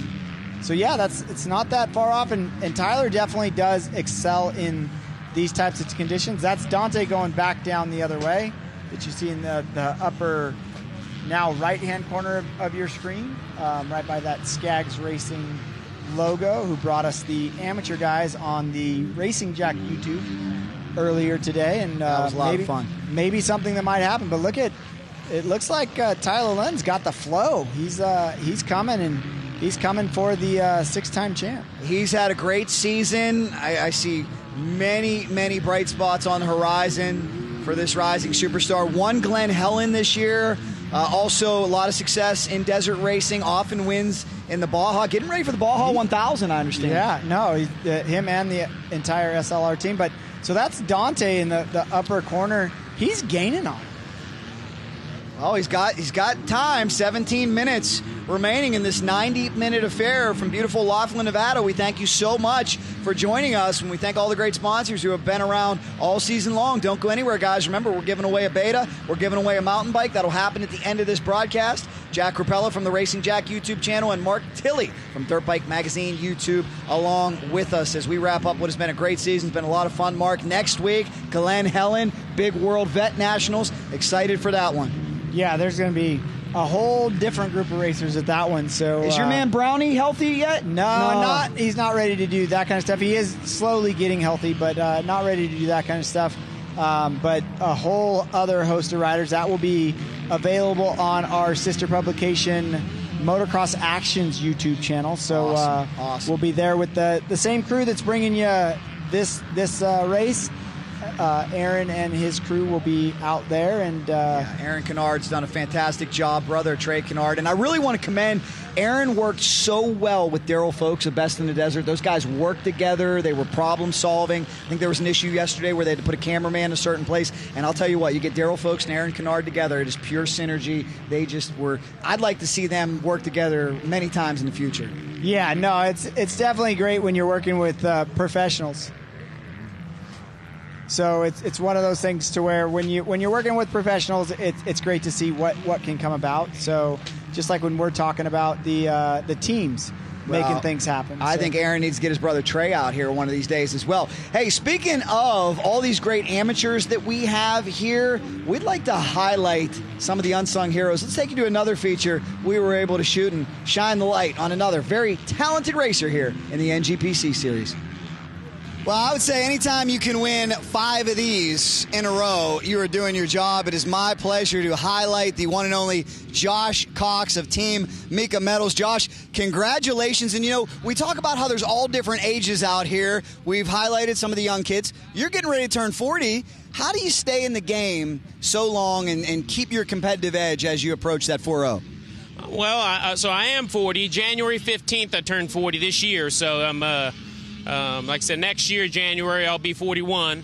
Been doing it my whole life with my dad. We've since I've been 12 years old, we've raced every single weekend of my life, you know, and it's just part of life. With it, you know, if he's gone out of town doing something other than racing, it's no fun, you know. But we've always raced. It's a way of life for us, and we enjoy it. It's the people, the family that we get to meet. So many great friends out here, and I mean, we wouldn't have it any other way. It's a lot of hard work, but it's what we know. So, well, you've done a tremendous job. Dante Oliveira won 5, now 6 championships in a row, and I often ask him, how do you stop Dante Oliveira? So let me ask you, with 5 of these in a row, how do you stop Josh Cox? You know, the only thing I always think of is a 29-year-old turning 30. So next year, you know, my goal is obviously to win the 40A and the 30A. This year, I'm going to end up missing it by the 40A by just a little bit. Had a flat at Paula that took me out. So, you know, I guess you got to come conditioned. I got a background of cycling, so I have built a big engine in my life when I was younger. So it's my cardio pays off, I think, even though I'm not in that great a shape. I always look at my dad and say, dude, it's like it just still. So working indeed. Last question for you. You've been to the races for so many decades, and at your age, you could do a lot of other things. What keeps you coming back? Man, it's just the racing, and, you know, obviously winning is always fun, you know. Growing up racing, we seem to you either do really good, you know, or you're, you know, mid-pack or in the back of the pack, and we've always seemed to be up front running, and there's no feeling like it, you know. And even at age 40, you know, my daughter was born this year, and this year is definitely the hardest year I've had, being that, you know, just having to sit around and take care of her, and not getting to do the conditioning as much as I'd like. But it's the family and friends, and just riding motorcycles is so much fun, and when you're winning, it's always fun. So it's if you're not winning, it fires you up to do something about it. So I love it, man. It's like I think Conor McGregor has a book, Win or Learn, and he is evidence of that right now. Congratulations to Josh as he hunts down 6 #1 plates in a row. Yes, indeed. Big congratulations to him. I think it's so awesome. And what I often brag about this series about is whether you're Dante Oliveira, the 6-time champion, whether you're a 4-year-old on a 50, a 70-year-old on a 250, two-stroke rider, and everything in between, there is a place for you. So, Mark, I got to ask you about this, too. We talked about Josh Cox hitting 40, keeping his conditioning up, keeping his stamina up. You are certainly a man who's been able to last in the game. You're still a young man, but you're not 22 anymore, so I'm not going to give away your age, but you've been able to last. And, you know, how do individuals like this keep their stamina up and stay competitive so long? Because I know for Josh Cox, there's probably going to be a big party at the Aquarius tonight. all of the boys down there are going to get rowdy. Yeah, no, it's definitely... don't stop. Like, I think I heard Chris Johnson talk about it, and our buddy Chris Johnson, the course and said that you don't die because you stop having fun. You die because, or something along those lines. But my thing is I'm lucky that my two boys are racing and riding, and I'm trying to stay in front of them. And then, like I said, here at NGPC, he's racing the 30 and the 40 class. I'm racing the 30 and the 40 class. But there's even different classes within that 30 and 40 class. I think he's racing lightweight, and I'm racing heavyweight because I'm going home with the two championships in the heavyweight classes. And unless he stole them from me, one of the two. So it's definitely, just don't slow down. Don't ever stop having fun, and keep riding dirt bikes for as long as you can. I mean, the best thing we are next weekend, we're going to the Vet World Championships, the W Vet World Championships. My buddy Tom White started that bad boy, and it's everybody over 30 years old. So, life can begin at 30, and whenever you want to ride a dirt bike, go ride a dirt bike and have fun. I guarantee you won't get any feeling like you can riding a dirt bike anywhere else. Don't let the old man in. Get out there and ride and have fun on any level. Third on track right now. Oh, wow. Okay. So we've got some big breaking news, officially unofficial, but they're telling us the 87 of Sam Prachira is third on track. So we need to correct ourselves that Prachira more than likely has been leading Noah Gordon for quite some time. Yeah, maybe he got by Noah and just put some distance on him so that he would be looking to get close to would be Tyler Lynn, and I think he's a pretty well off of that, but you never know. I mean, we thought that he was running around in third in the Pro 2 class or in the 250 class, and he's not. He's third overall. So Sam, not sure what Sam is going to be doing next year. I've heard rumors that he will not be on a Husky for next year, but don't know exactly where he's going. But this might make his phone ring if he's not already locked up. This is definitely going to make his phone ring. So, and I think that's Colton Eck, who is right in front of him. So he would be coming around to lap Colton. Colton having that brake issue that we saw him come into the pits to do. So, yeah, he's giving him a thumbs up as he goes by, and Sam says thank you. Sam's coming in. Oh, Sam's coming in. So He's pointing to the pit area. We're seeing a pit here right now. So maybe that's what happened. Maybe he got by him in the pits. And that... So they really, if that's true, they really rolled the dice on fuel unless they were just coming in for a splash and go right now, just to be sure. Not 100%. I don't see Noah Gordon yet. That's what certainly Sam Prachira was looking back. Another very talented Australian racer. What is in the water in Australia lately? Winners of MX the Nations. Just unbelievable. That country is turning out some unbelievable talent. Yeah, no, and they're all really nice guys. That's the thing. It's got to be hard to race against them because they're nice guys. But I know Sam and Mason and I believe Lyndon were all living together at one time. I know that Sam doing lots of work with Robbie Bell and the Bob Bell at Precision Concepts. So both of those bikes getting handled by the Precision Concepts team. But those guys spending a lot of time. I get to see Sam at Glen Helen and at the local SoCal tracks a lot as well. He's another one of those riders that's putting in the work. So he went through a pit, and now he's coming by Colton Eck again. So Colton definitely he's going to ride this one in and go from there. And then on screen we're looking at the 4-stroke A class with Fry out front, Nelson in second, Scholes in third, Lehman in fourth, and Dugan in fifth now. How about this young lady in position to win her second consecutive women's race, the always tough on herself, Ava Silvestri. I love that Mark Tilley has kind of become her motivator on the podium. You say, be positive, be positive. She is her own harshest critic, but boy, she pushes herself. She's had a very successful 2025 with what she did overseas at IDSE, and then has continued that momentum right here in the NGPC Yeah, she's been series. winning a lot of races lately with National Hare and Hound. I know she does not only the National Hare and Hound, but she also does the other series that they put on that I'm drawing a blank on it right now, but come back to me. But she she's been winning a lot of races, and hard work pays off. Even though if you have somebody out there in the dominant, I think is the dominant person, you still got to put in that work, and everybody can be beat.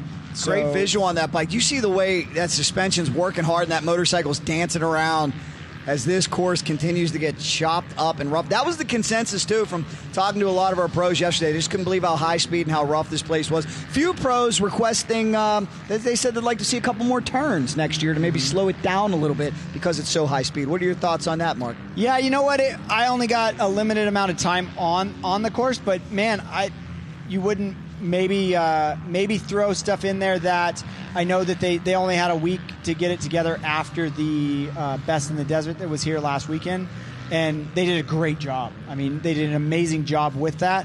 But yeah, maybe some more defined lines, but not a lot of jumps on this track either. Some just hold it wide open and flow. But I'm all about new venues and new courses like this. Something different. Like nobody's ridden this course before that I know of that is racing today. So everybody on a level playing field. So it's a great thing to see. And again, thanks to the entire crew at Best in the Desert for all the hard work. And can't wait to come back here for a long time to come. And that looks like that is Mason Simmons that was maybe getting by her right there right before the scoring chute. So he's back on course. Maybe not pushing it as much as he was earlier, but kind of getting through. So coming through, timing and scoring right now. Mason on that 450. So have to ask him what happened on the podium, on what was going on there and what his issue was. Well, no matter what, it gives us something to look forward to for 2026, because I think we're going to see a great battle next year, especially as these teams form too. And with the announcement that Pro Circuit just made, I got a feeling all these teams out there know that they're going to have to bring their A game, and whether that's going to acquire new talent or bringing riders over from different series, you're going to have to pull out all the stops in 2026 to find a way to stop Dante Oliveira and now compete with this man, Mason Simmons. Yeah, no, and it's great. It's great for the sport. It's great for us because we got something to talk about. It's great for me because we've got something to talk about when it comes to the magazine and putting stuff in the magazine. I know who I'd like to challenge. How about Caleb Russell? Could we see him over here? You know what? He came out here at the height of his KTM career. He came out here and he didn't come out here and dominate. I don't even think he won a race. I think he finished on a podium. Well, think about the two different animals. I mean, GNCC tight woods here, 90 miles an hour. Oh yeah, this is almost like you wonder how MotoGP guys would do out here. Yeah, no, this is completely different. And again, it just shows the talent level of all of the guys racing in the pro class. So, when you can't come out here and just dominate, that's why it's such a big deal that Dante is able to go back there and win the GNCC, because there's a bunch of talent, just like we have talent out here. There's a line full of talent out there as well, and it's great to see for the sport, but great to see all the sponsors. And then, like I said, the NGPC series bringing West Coast Grand Prix racing and West Coast off-road to a completely different level with these live feeds. And now today, like we said, we got to see some of the amateur prospects that are coming up on the Racing Jack YouTube channel, and it's a great thing. And that's why we always say, make sure you support all the people that you're seeing on this live broadcast and all the people you see at your local track or off-road race, because they're out there supporting you. So give them some of that love back so they have the money to put into supporting the stuff that you're doing. Well said, Mark. Thank you very much. I do appreciate it. And again, a special shout-out goes out to Tim Skaggs, a man here on the board, along with the talented Kurt Heinz and Craig Hunter and the whole crew out here. Yeah, the whole crew and the sign-up, Anna and all the girls in sign-up. Everybody. Yesterday I was on the track, and all the people helping me off the track and talking to me and telling me that, yeah, hey, it's going to be okay, and making sure that I was okay and all that stuff. So it's just it's a great family atmosphere here. And, you can't, again, Tim Skaggs, a huge investment into the youth of the sport. And even before bringing us the live feed, like, he's got a team, a huge team of amateurs that he helps out and does stuff. So if we didn't have people like Tim and the crew here at NGPC, we wouldn't have anywhere to go have fun with our families and have a great family weekend. So, it makes it all worth it, and just thanks to everybody involved. Yes, it was. Now, here's our big question. Has the white flag flown yet? Don't know. We'll have to see as we're getting close to time running out. Remember, they will not throw that white flag until they are certain it'll be at least 90-minute race. They will not throw it before, so it could definitely be much. Oh, there is the white flag. It is out. You ask, and now you see it. How about that? So that means our leader has already gone by. Unlike the other races, when the white flag is flown at a certain time, I think it's 45 minutes, or they throw a checker at 45 minutes to kind of keep everything. But now it's when the leader comes by and it's past 90 minutes, they throw that white flag and let them know that there's one more lap. Well, it's not too late to get in on this chance to win a gas mountain bike. How sweet would it be? Bones' grandson won the last one. Who's going to win this one, guys? Yeah. Feeling lucky today. Get those phones out. That and the factory beta that we're giving away here in just a little bit. Yeah, Gas and Beta stepping up. Gas the last couple rounds, and then Beta, I believe it's the official bike of the NGPC series. And that's not that far off of what Dare DeMartel has been racing all year long. Fun motorcycles. I believe this is their first, maybe their second year of producing the 450 motocross model bike with their factory team and all that stuff. So Beta is stepping up. Another one of those sponsors stepping up in the off-road series for West Coast and East Coast. I think we may have eyes on our leader, looking for the number one, Dante Oliveira. That's Noah Gordon. That's Noah Gordon right there with the green backgrounds. I knew that for sure. And again, this is up in that specific perch to give you guys a little bit inside ballgame. This is what Aaron Kennard and Daryl Folks were working so well together on, is how to get the best vantage point. It is very tough to execute these races because you have a lot of rules and regulations you have to follow from the Bureau of Land Management, who's out to protect the land. But I'm telling you, even when it comes to like clipping a bush, you have got to get approval before you do anything out here. So shout out to them for making it happen, working together, making it happen, and bringing us the best possible TV broadcast. Yeah, and that gave you a great kind of idea of where you come from, maybe some tighter terrain, and then you go into just wide open stuff coming out of the scoring chute and going down there past the start line and all those areas. And then this is down on the bottom of the course. Again, that's the hotels in the background. And right there, that's Sam Pritchard bringing it home. He's got the white flag. And I believe Noah Gordon's in second and Cole Zeller's in third in that 250 pro class. But Sam, it's going to be interesting what he does next year. Yeah. I know that he was one of, just talking with him, one of his things that he wants to do is Baja. It's a big thing over in Australia. Man, that line selection is awesome right there. See how he went through that and kind of went from the outside to the inside, and then now he's riding the edges. That's how you get out of, this is a perfect thing to pay attention to all the kids out there.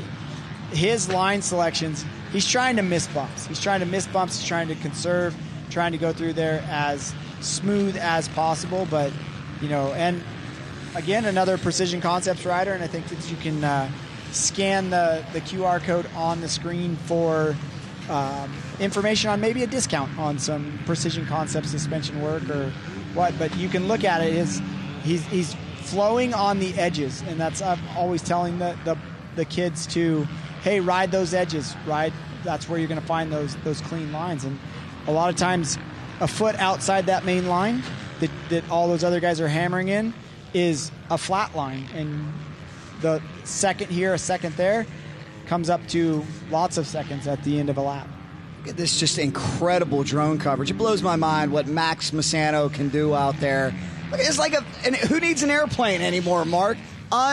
unbelievable. And I'm going to challenge our good buddy Craig Hunter, who I know has done such a fantastic job. We're hard on him because we love him. Go get that money, Craig, because next year I want 2 drones back. I missed the 2-drone team, right? And I think you were saying that at some point in time, a lot of these guys race these drones. Max could. Yeah, so I mean, Max I is know unbelievably that, talented. Some of the drone operators we had before, they were racing these and making it to where that, you know, you go out and you race something, you're pretty good at it. So sure. But right now we're looking at the champ. I think is coming in, and he's on that ridge area that we talk about, kind of working his way through that ridge, and big number 1 shining in the sunlight in the Nevada desert. But so he's kind of on his way to making it another win. Didn't start out front this time, but doesn't matter if you start out front, but as long as you end up front. So for all you smart mechanics, crew chiefs, team managers out there of the offseason, the question is, how do you stop the 2-time Works champion, the ISDE gold medalist, the West Hare Scramble Pro champion, and the 6-time defending NGPC champion? That man, look at the technique, Mark. Tell me about that technique. Yeah, he's just he's going fast right now. Like that's I think he learned a little bit of that at the National Hare and Hound Championship that he just won a weekend ago, or maybe that was 2 weekends ago. But Meg and the group at the National Hare and Hounds, that it's a whole different world out there in the desert, and that's definitely probably what's coming into play here. But look at how straight his back is, how straight his legs are. It's not technique you typically see out on the motocross or supercross track, but I got to believe that is the high-speed, 5th gear, wide open, let's make this suspension work. And it's not like that bike's dancing around a lot. So the suspension, the team suspension tuner has lots of hours on that tuning of that motorcycle. So he's got a lot of stuff going for him. He's got the entire Red Bull KTM team in his corner and making it to where he's coming in. It's not going to be very much longer, and he's going to see this checkered flag. But look, Dante's doing the same thing. Like look at his lines. He's riding up high and making sure that he's looking for cleaner lines. You will hammer through some stuff, but once these guys get in their rhythm, they're looking to miss stuff. They're looking to conserve energy. Nobody wants to just hammer through stuff. So that's one of the, I think, a huge difference between off-road guys and motocross guys. Off-road guys are out there missing stuff and hammering the stuff they have to hammer, but they got to conserve energy like that going from the outside to the inside. So, and then this is Tyler Lynn on that SLR Honda, making it look good and coming into second place in that pro class. And still an impressive ride for Sam, who's worked his way up to third overall. Very much so. Sam might want to think about leapfrogging the 250s and jumping right up in there into the 450s. I got a funny feeling next year could be the year of Sam Pritchera. It could now be the Sam Show in Pro 2, but certainly with Colton Neck and Noah Gordon and Cole Zeller and Simpson and the whole crew out there, it's going to be hotly contested. I cannot wait. But how do you stop this man right now, the number one of the factory Red Bull back, Dante Oliveira? You got to believe there's going to be a big party with him and his mechanic, beautiful Bobby Dawson tonight. They're going to be partying, having a good old time. Well, and yeah, you mentioned Cody Simpson. Cody Simpson's 6th overall. I believe he's 3rd or 4th in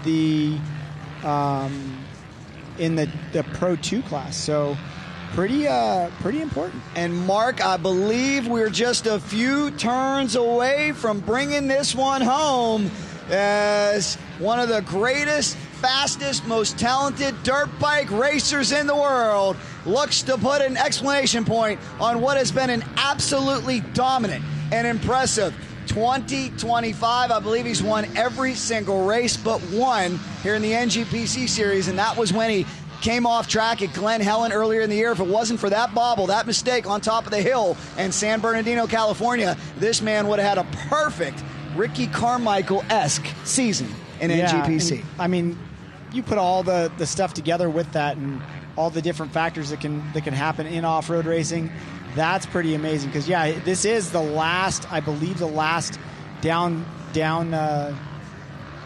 trail to where he comes into the finish. And gentlemen, coming into the finish chute, how about a big round of applause for your six-time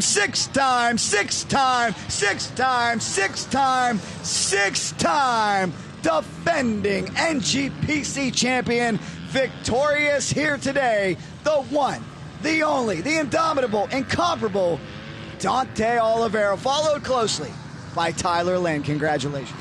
Yeah, Tyler Lynn doing a great job bringing that SLR Honda home. And then now we're looking back at Sam. Sam's making that way up the hill the last time to, I believe, that's the ski jump. And then he'll make that right-hand turn.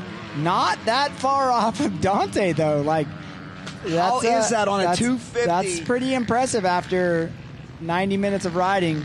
Man, this isn't Ridgecrest. This is wide open. Yeah, man, right there. It'd be interesting to see what it would be on adjusted time, because he took off about that much time, and Sam's still charging. So he's feeling pretty good, getting the win. I believe this might be his first win in the Pro 2 class. Wow, congratulations. What a ride. Mark, what do you think the difference is, mile-an-hour-wise, between a 250 tapped out and a 450 tapped out? Oh, man, I don't know. So we're here in the 450s. We're hitting 90 miles an hour. I mean, I would say it's not that far off. Not that far off, okay. I don't think it would be as far off as what we think it is, but I've never tried it, especially on top speed like that. But, man, that's impressive. That's definitely, like I was saying, I believe Cody Simpson's going to finish 4th in the Pro 2 class. I think he's on a YZ252 stroke. Wow. So then this is Noah Gordon coming in to that scoring chute and going to cross the line in 2nd place and 4th overall. Great ride today for Noah Gordon. I think we've got a lot of optimism surrounding him in the 2026 campaign as he gets a big high five from Team Rooney. And boy, what a season it was for NGPC. I hope Craig Hunter is ready to lace up those shoes and go do some selling for 2026. Yeah, he showed me his little sales outfit. He's an impressive salesman. Yeah, no, he's a very impressive salesman. So this looks like Cole Zeller right here coming across on his Husky. So Cole will come across in 3rd in the Pro 2 class, and I believe 5th overall. And then next person we're looking for is Cody Simpson. And that is Kurt Hines' lovely daughter out there who's helping us. She does just a lot of the scoring. Shout out to her. I was totally flattered when I found out she has a Jack tattoo on her arm last race, but then she said it was for her dog. I thought it was her favorite NGPC announcer. I don't know about that. I think maybe she just doesn't want to admit the infatuation. Oh, okay. I'm flattered. She's kind of a tough cookie. Yes, so. No doubt about it. And speaking of tough cookies, here comes a young lady racing towards what I believe her 2nd consecutive championship out here for Mark Samuels, SLR Honda, Moto KK, Michaela Nielsen. Congratulations, young lady. Heal up over the offseason, get that wrist healthy, and keep doing your thing. You're an inspiration to women all over the world. My vote for the fastest woman on a dirt bike today.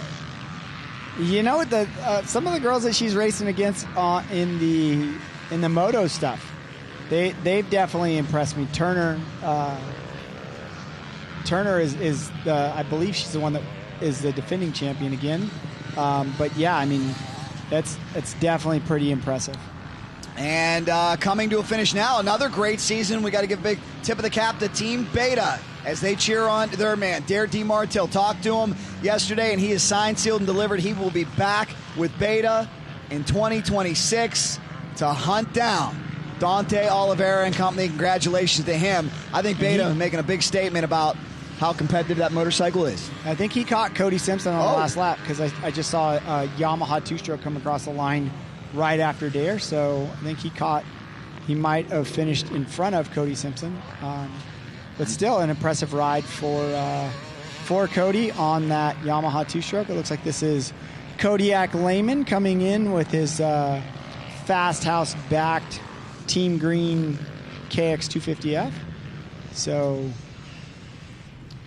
see if Harlem Nelson was able to hold on to second behind David Fry in that 4-stroke Open A class. What a race, what a day, what a season. It has really been special. It's got me really excited, looking forward to the 2026 campaign for the AMA National Grand Prix Championship Series. Really, again, I got to shout out this hard-working board. You know what I love about this series? It is all a labor of love, and the big advantage they have, they put every penny they make back into the sport. There's nobody making a profit off this. There's nobody. No. You know, a lot of times we'll see a race series promoter that's got to make their salary, got to make the money that they need to put food on the table from a series, and that's fine as well.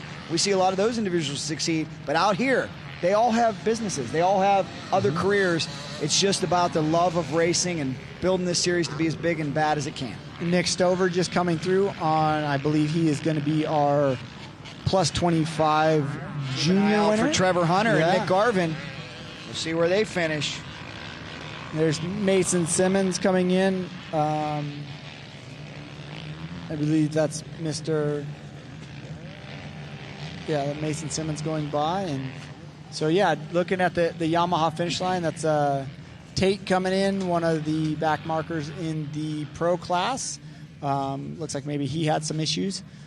So, yeah, no, it is great that all of these, the NGPC series is all volunteers. Everything goes back into it, which is why we're able to bring a live feed. But like I said, these guys are elevating the sport for sure.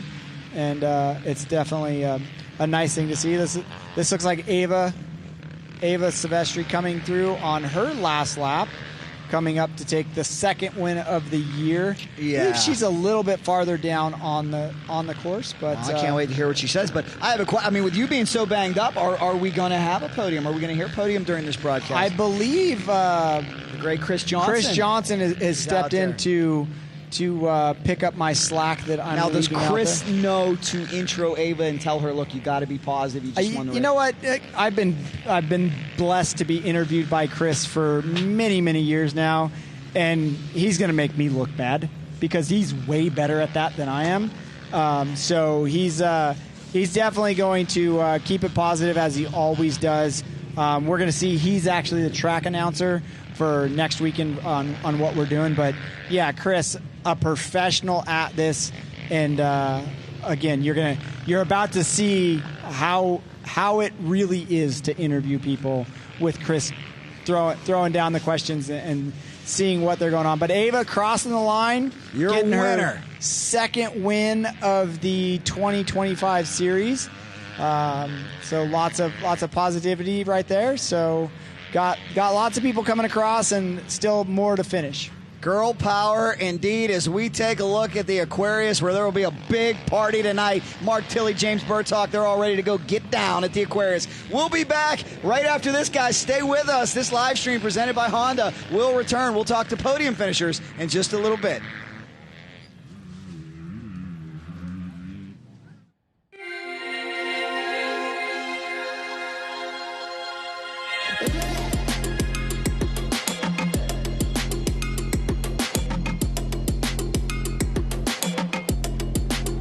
Okay, 1, 2, 3.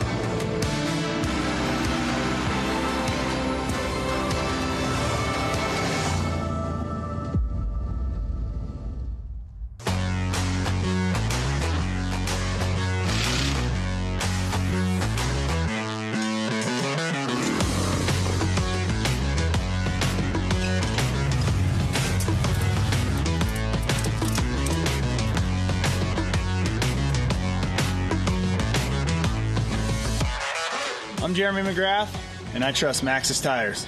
It's the only way I roll.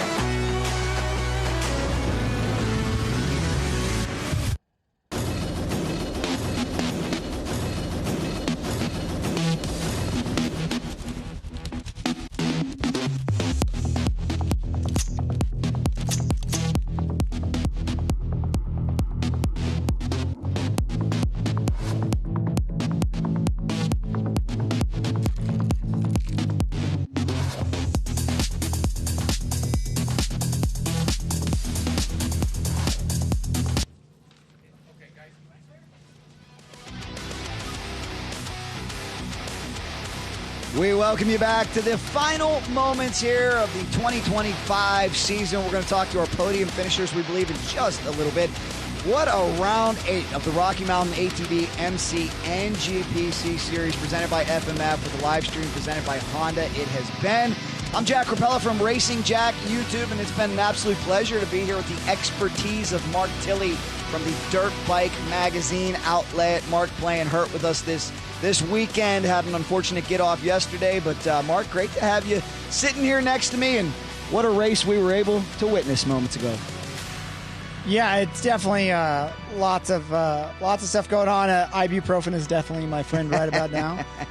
So I believe they're yelling in our ear that this beta that we've been talking about all year long is about to be given away live on air. Oh, so I don't know if we want to go to that now. I know we saw Craig Hunter jumping around and doing all kinds of stuff.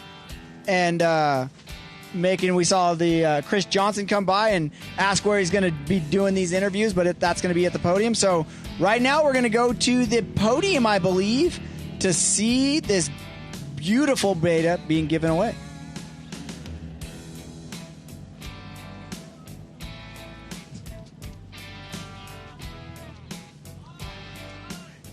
And we got Chris Johnson setting up right now, getting his microphone ready to go live right now. You know, Mark, that's the great Craig Hunter that we've been referencing. If you don't, and we do have to say, Craig may have dropped the ball on this cue. We love him, but he may have dropped the ball on this cue. Well, Premature, look at this cool stuff. Always. We're trying to teach Craig about TV timing, all those wonderful things. So welcome, here we go. Everybody. This is a trophy presentation. There's the man, the myth, the legend. 2025 Rocky Mountain ATV MC National Grand Prix Championship Series. Of course, put on by VCMC, which is Ventura County Motorcycle Club. Big help from the Best in the Desert folk. And on top of that, all of our prospectors, prairie dogs, Desert MC, volunteers to help put this together. But this is happening. We have a motorcycle provided by Beta USA. This is a 450 RX. And it's a beautiful motorcycle, by the way. And I do have the name of the winner here. Chris, who is that lucky winner? I wonder how many tickets this guy got. Rick Emerson. Rick Emerson taking a win for this beautiful 450 RX Beta provided by Beta USA. All right, and also, next one. The gas. We have the gas electric bicycle and Tino Rosso. Tino Rosso takes the win of the 2025 gas bicycle. Great job by both Rick Emerson and Tino Rosser, our big winners. And big thank you to Gas. Big thank you to Beta for providing these great raffle items for our 2025 Rocky Mountain ATV MC National Grand Prix Championship Series. So, are they around at all? No. Okay. Okay. First up, we're going to do. Okay. Okay. And onward, back to Jack. But Craig Hunter, you are climbing up the ranks as one of the most talented. Move over, Martin Scorsese. There's a new film director in the house. But thank you very much. We got the point. Chris Johnson, by the way, a legend. He's been out here announcing races for so long. Craig Hunter, definitely a legendary promoter. We thank him, and congratulations to all of our winners of our beta and our winners of that electric mountain bike. Congratulations to Mr. 6-time Dante Oliveira. coming home on top of the box. Great performance, though. 1, 2, 3 for Oliveira, Lynn, and D. Martil. Have an update about Mason Simmons. This update came through a Mark Tilley text message from Bob Bell, so I will not steal your thunder, Mark. I will allow you. Now, we hope Bob Bell telling us audio breaking up during the last half an hour. Let's hope that was not the case. Kelly McGuire listening intently. But anyways, Mark, who do we... Yeah, we heard from Bob Bell straight from Bob is recovering from a little bit of an illness, and he wasn't able to be out here. But Bob says that Mason's throttle tube broke, and the safety wire started cutting into his hand. So that's where he was flailing around with his hand, and we can see that. So a little stuff that that he will definitely get fixed, and that won't happen again. But that could have been from a lot of different reasons. That could have been from holding on tight, which Mason's a strong guy, but I don't think he's that strong. And then it could be from hitting a rock hitting it, a bush hitting it, all kinds of different stuff. So a bummer for Mason, but did make it very interesting for the first hour of the race. And I know those guys are starting to think about him now. No doubt about it. We'll have to see what happened to Mateo Oliveira. We'll see if we can get his talented mechanic and Bobby Dawson maybe up here to give us some information. But all things point to what should be a very, very competitive 2026. And shout out to this team. Look at our NGPC BITD VMC team going to work already, just like how a grounds crew on the baseball diamond when the Dodgers and the Blue Jays play in the World Series, they'll go right to work fixing the field. These guys are out there beginning the process of tearing this course down, and that's a lengthy one. Like I said, every banner, every cable tie, everything has to be back out of here, and everything's got to return to the way it was to satisfy the BLM. Well, I know who's satisfied, and that is Australia's, by way of Claremont, North Carolina, Samuel Pritchira, as he was able to take a big win over Tucson, Arizona's Noah Gordon.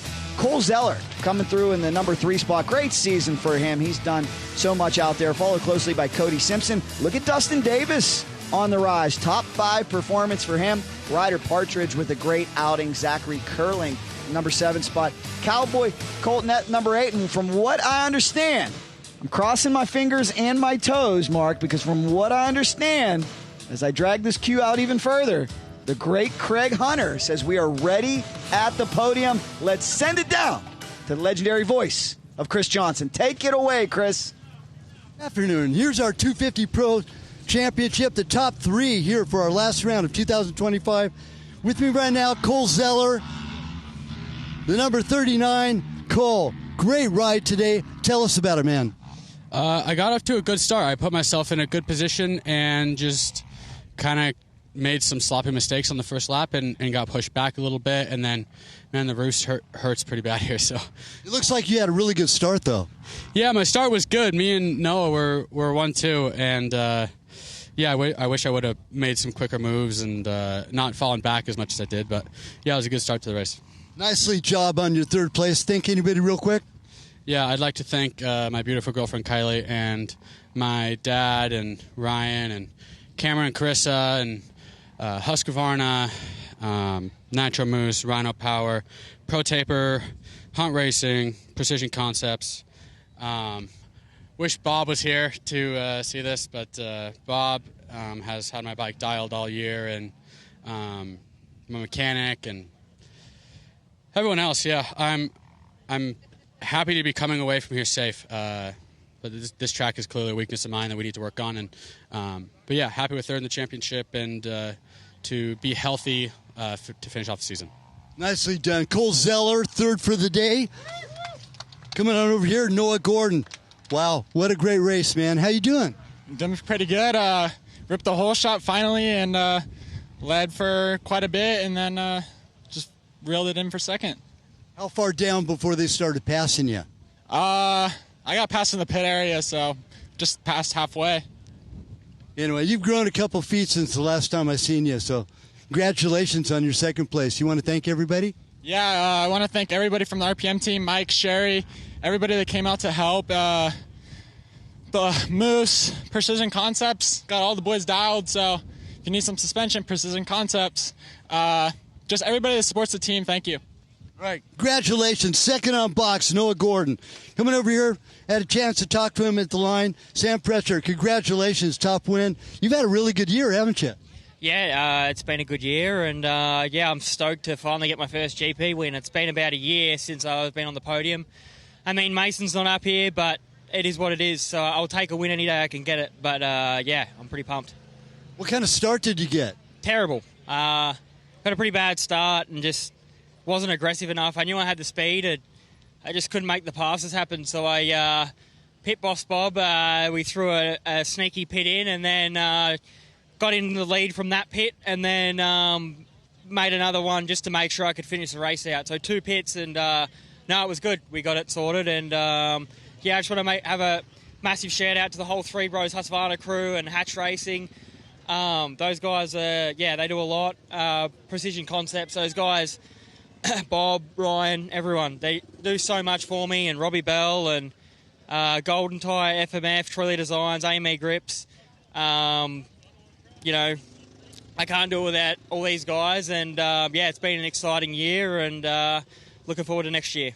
Well, congratulations. Check this out. Not only top of the box for Pro 250s, but third overall in that pro race. So great race. Congratulations. Cole Zeller, Noah Gordon, and Sam Pritchard. You guys are awesome, man. Great race for all 3 of you. Oh, and by the way, they all got top 4 overall for the day. Well, how about that? Thank you so much, Chris. And yes, the day of the 250s. What a tremendous performance for them. Congratulations. What a season it was. A little bit of a preview for 2026 and what we're going to see in the Pro 2 category. Well, and look at that. Every one of those riders thanked Precision Concepts. So Bob Bell and the crew over at Precision Concepts, Ryan down there, Robbie with the training. Every one of those guys was on one of our sponsors of this event and of this live feed, Precision Concepts. I mean, like I said, I always say I'm lucky to be able to run Bob's suspension and go from there. But again, help support the people that are supporting what you're doing. And it sounds like Pit Boss Bob, another sneaky pit and bringing it in. And what we saw was just an extra pit just to make sure that they made it. But again, those a couple of those sneaky Pit Boss Bob pits have won or got Sam on the podium. So again, we're setting up for the second part of the podium, and I believe those look like those are we're going to see the amateur. So that's going to be the 4-stroke A class. This would be the class that the young man that just moved up into the pro class, made his pro debut today. But that's Harlem Nelson in second place right there. I was expecting to see Kodiak Lehman in third, but apparently not. But yeah, so it looks like we're gonna kind of get ready and get going with this 4-stroke A class, and I think we're gonna throw it down to. Looks like Chris Johnson might be ready for it, so we're going to throw that down to Chris Johnson. I'm here with Andrew Schultz. Just to let you know, this young lad, 3rd-generation Desert MC, grown up out in the desert, his dad and his grandpa as well, and I've been watching you ever since you were on 50s. Congratulations, Podium. How you doing, Andrew? Thank you. I'm doing good. Felt good out there. It's just long race and just getting back from a little injury, so... But I don't know.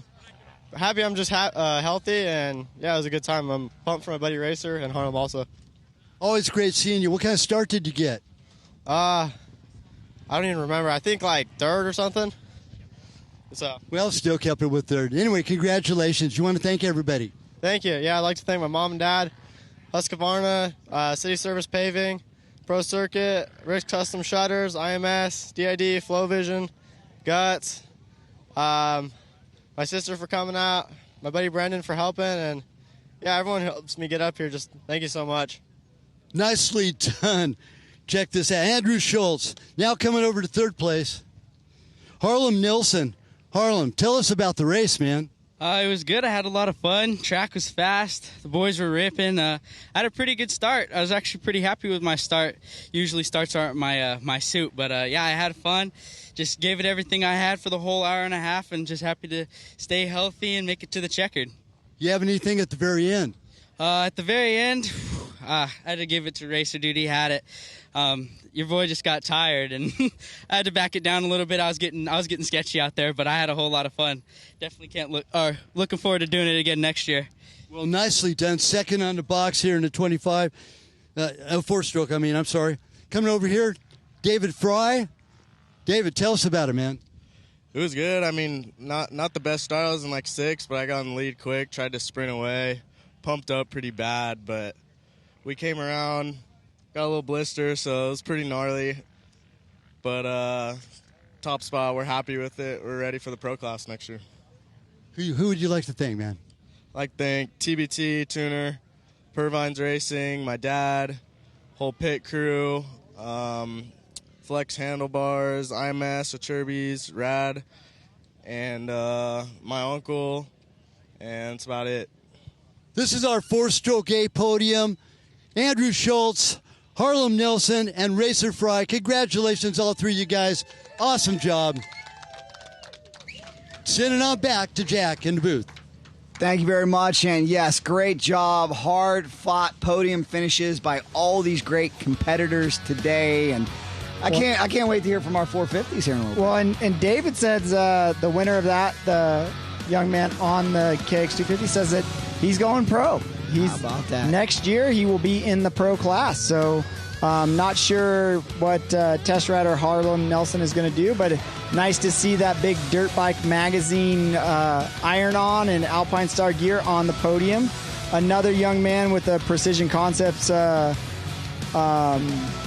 sticker on his shirt as well. There's Pit Boss Bob that you're seeing on the live feed, but great to know that the future is bright for these young guys coming out of the amateur ranks, and they're already racing in the A class. So in some places will be the A's are the pros, but not in this case. So it looks like right now we got Dante lining up his bike with Tyler Lynn finishing second. And is that Dare DeMartel? So Dare still getting on the podium on that factory beta ride. But we'll be listening to them. We've got spectators down.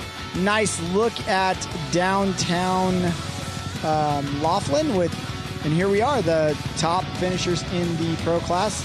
Dante Oliveira, Tyler Lynn, Dare DeMartel. Mason with a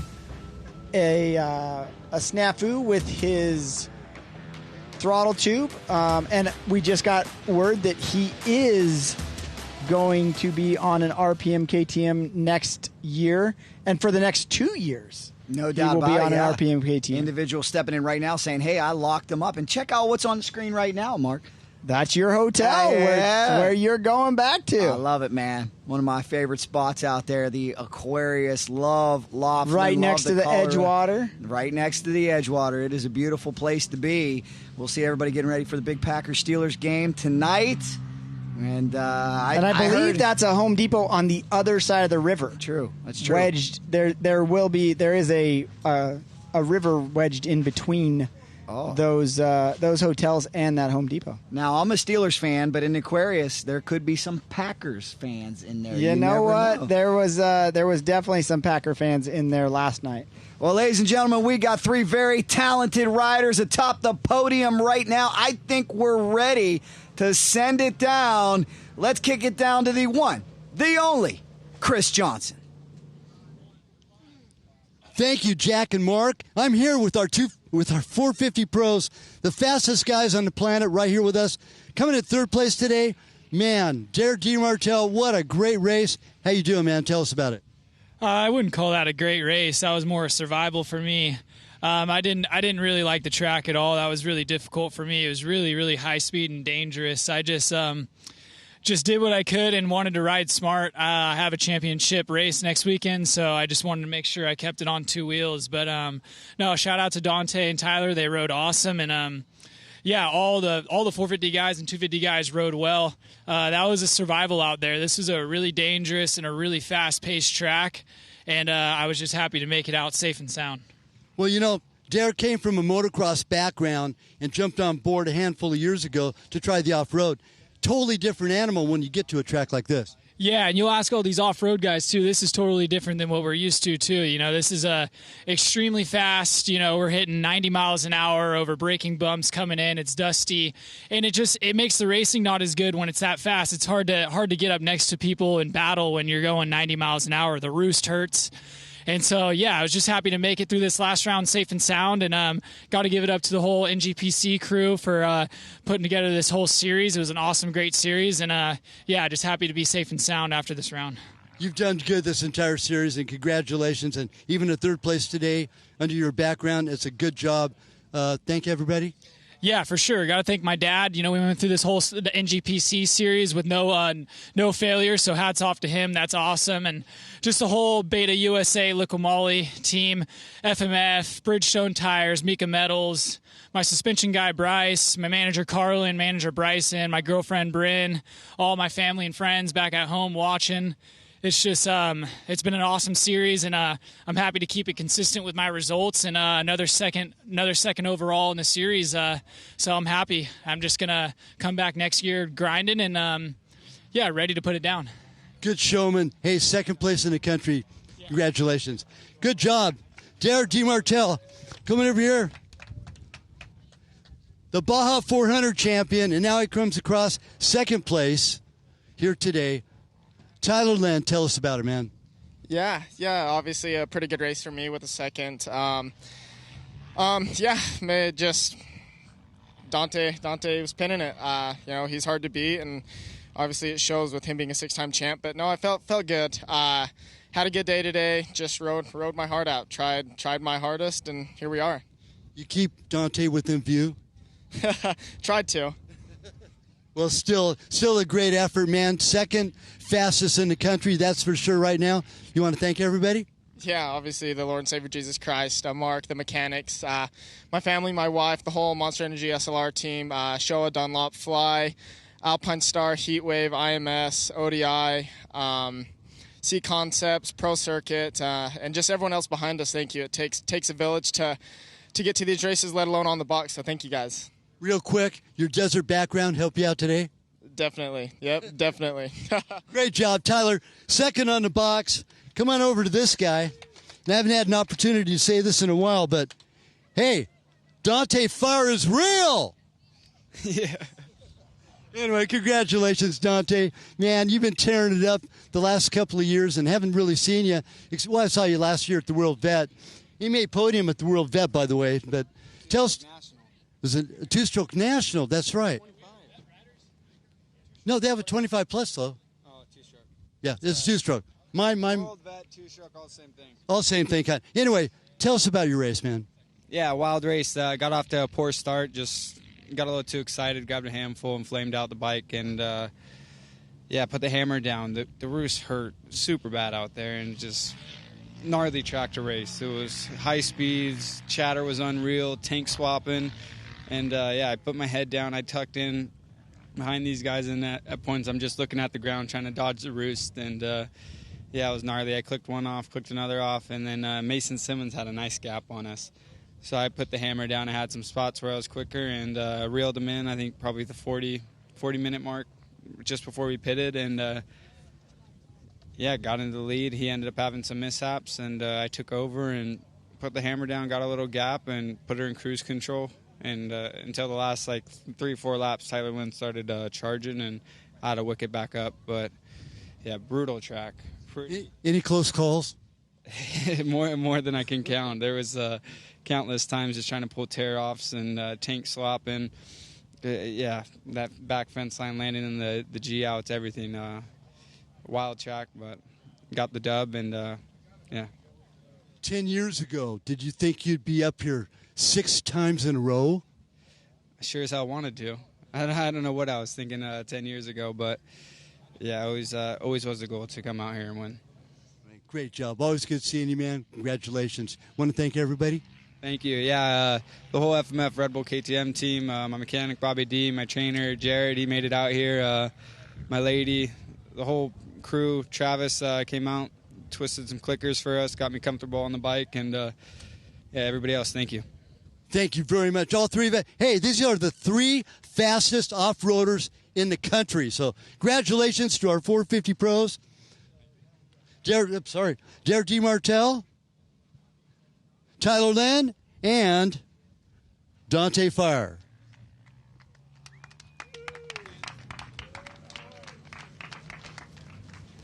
Three very talented individuals indeed, and a precursor to what we can expect next year. Throw Mason Simmons right into that mix, maybe throw a new Pro Circuit rider into that mix, and I think all things considered, Mark, we are going to have an exciting battle to look forward to. What I got to ask you, though, Mark, are you missing doing the podiums, or do you like being back in the booth and letting Chris do them? You know what? I have that fear of missing out, and I do like doing the podium interviews and seeing those guys. But today, I'm not missing it at all. I'm definitely I'm nice being in the booth with you and see the transitions and what you get to see on the other side. So I'll definitely let Chris Johnson take the podium interviews whenever he does, as you can see how good he is at this. But yeah, no, I have that definite fear of missing out. Yeah, it's harder than it looks sometimes out here, so we give credit to our entire broadcast staff and production team. We're in the middle of the desert putting on a race, and we thank you so much for watching, guys. We thank our great sponsors because, look at this. We've got another QR code for you that we flashed throughout this broadcast. Don't miss out on your opportunity to save some money. We do know the unfortunate part of coming to the end of the season is riding winds down, but it's rebuild season, almost rebuild season. So get yourself a triple clamp or some other great parts here from Ride Engineering. Yeah, there's lots of supporters of the series that you can get stuff from, and again, great first shot at an NGPC with the crew at the Best in the Desert, and everything that they put on is just awesome to do. I believe we're going to be able to talk to the women here very quickly with Ava Silvestri and Michaela Nielsen, and then Ty Woolslayer. So I've had the opportunity to interview each and every one of them when it comes to that. So I think we're going back down to Chris Johnson. So take it away, Chris.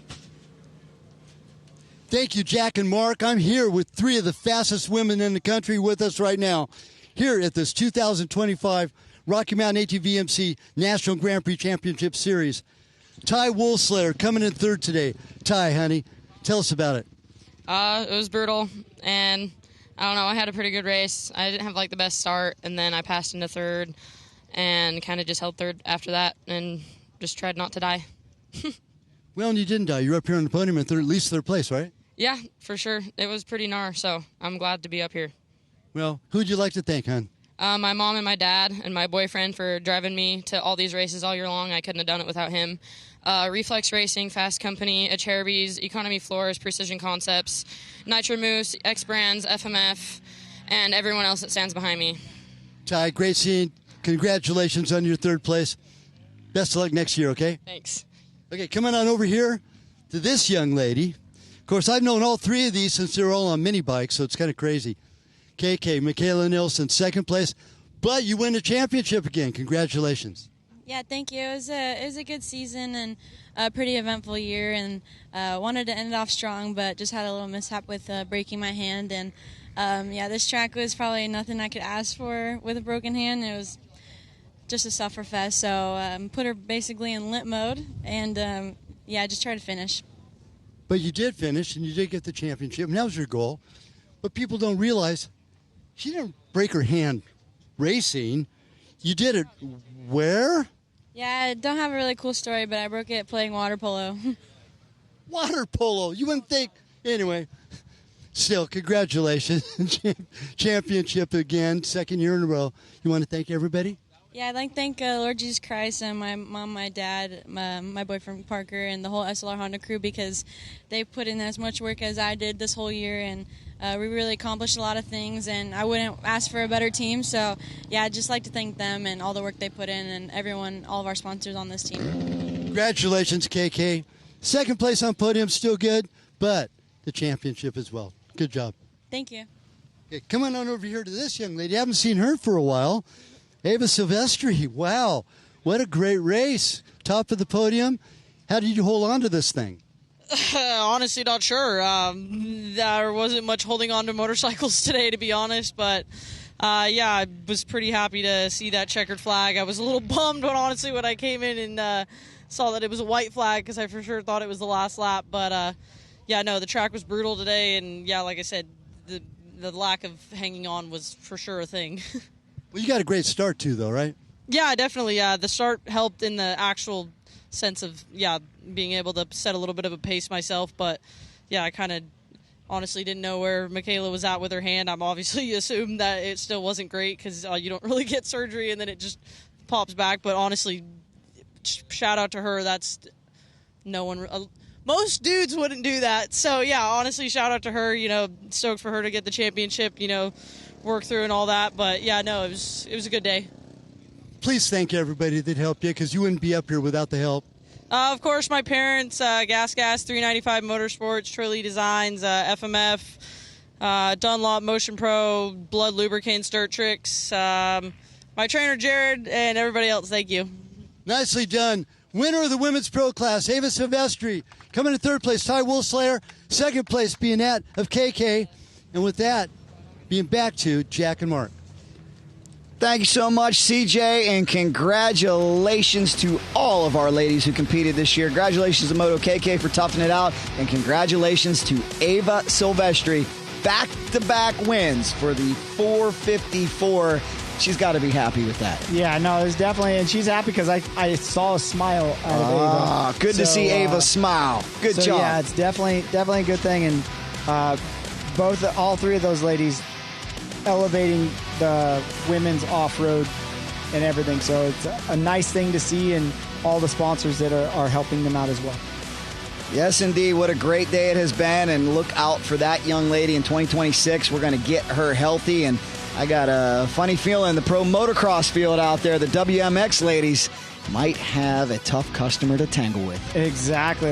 And the SLR team that stands behind her, I believe her boyfriend was on that team for the Supercross portion of the year and then switched over to a different team, the Bar X Yamaha team for the outdoors. So, yeah, big all those people standing up there with the Michaela Nielsen #1 shirts and everybody that stands behind her. It's great to see.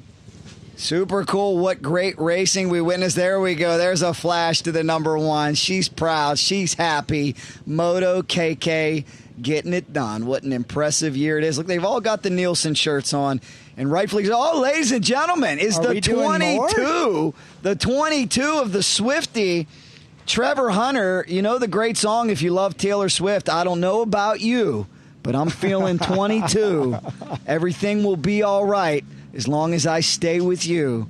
That is Trevor Hunter's favorite song. It looks like that's going to be we got a baby on a bike. Plus 25. That would be Nick Stover in winning that class with the plus 25 junior class. So we're missing Christopher Gill, V709, but the Trevor Hunter, the Swifty fan club president on the line, and it looks like they're not set up yet. They might be waiting for Christopher Gill to throw it back down to Chris Johnson, but we can keep talking if we want to, and absolutely talk about the other stuff that was going on here. But again, looks like we're ready. So back down to Chris Johnson on the podium. Thank you so much, Jack and Mark, and over here, our top podium. Well, this is third place on the podium. Trevor Hunter, tell us about it, man. Yeah, I had a bit of a rough day. I got a terrible start once again, and then just working my way through the pack. Just going up one of the sand washers, passing for the lead, and I kind of just swapped out, high-sided, and cartwheeled through the air. You okay? A little banged up. My wrist a little sore, but we were able to ride away and get a podium finish out of it. There you go, with third place, and you still salvaged it, and you were going for the lead, right? I was trying to. Nicely done, though. Thank everybody that helped you, okay? Yeah, thank my mom and dad, Prairie Dogs MC, 1-800-DENT-DOC. If you've got a ding, give us a ring. Everyone else at home, Pro Circuit, Corner Coach, Kawasaki, Maxxis Tires, IMS, Fast Company, GPR, my girl Palmer. She's at home in Tustin right now, so hopefully see her soon. And Corner Coach, like I said, everyone else, thank you. Congratulations. Not only third place today in racing and current Baja champion. No, Best in the Desert champion. No. Not anymore? Pass. Yeah, pass. Okay. Oh, well. Okay. But anyway, third place on the podium. Still a good day today. Yeah, it's a great day. Hopefully look forward to next year already. Thank you, Trevor Hunter. Come over here. I haven't seen this guy for a while. Chris Gale, congratulations. Third place on the box. Second place on the box. Yes, sir. Thank you. It was a fun day. Rough out there. Off to a rough start also. Went down in that first corner, but got up, collected myself, and started charging on. And, ended up on the box. How far behind this guy were you? I think he lapped me. Really? I'm not too sure. But, yeah, no, it was fun. Just kind of collected my thoughts and started picking good lines and just trying to ride smooth. Well, you did good enough for a second place. You want to thank anybody? Yeah, absolutely. My dad from coming out here and helping me out. Element Heating and Air, Aeromoto, Santa Barbara Motorsports, Claiborne Co., OGO, everybody that gets me here. Thank you, guys. All right, Christopher Gill, second on the box. Come over to this guy. Nick, sometimes it just doesn't get much better, does it? Congratulations on your top here of the 25. I appreciate it. Yeah, no, it was a really good day. Trevor said he got a bad start, but I feel like we were, first or second corner together, and I thought I had a good start, but I guess, I'm chronically at the back and he's chronically at the front, so this kind of makes sense. The first half lap was real hectic of Trevor and myself going back and forth, trying to go forward, and then he took that. I knew at that point it was just, run a good consistent pace and try not to follow suit, and everything worked out real well. Bike ran good. Course held up decent. Couple lines developed that were unique.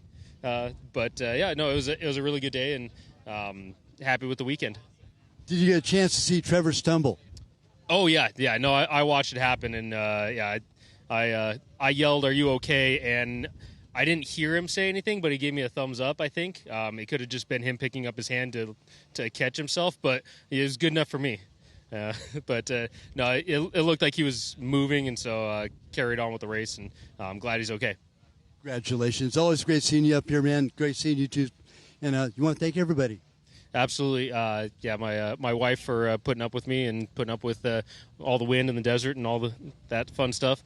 And then the whole team over at Reason, Three Brothers Racing, Maxxis, Blood, W, Matrix, Modified Machine Works, Nitro Moose, FXR, IMS, Rad Custom Graphics, DDC,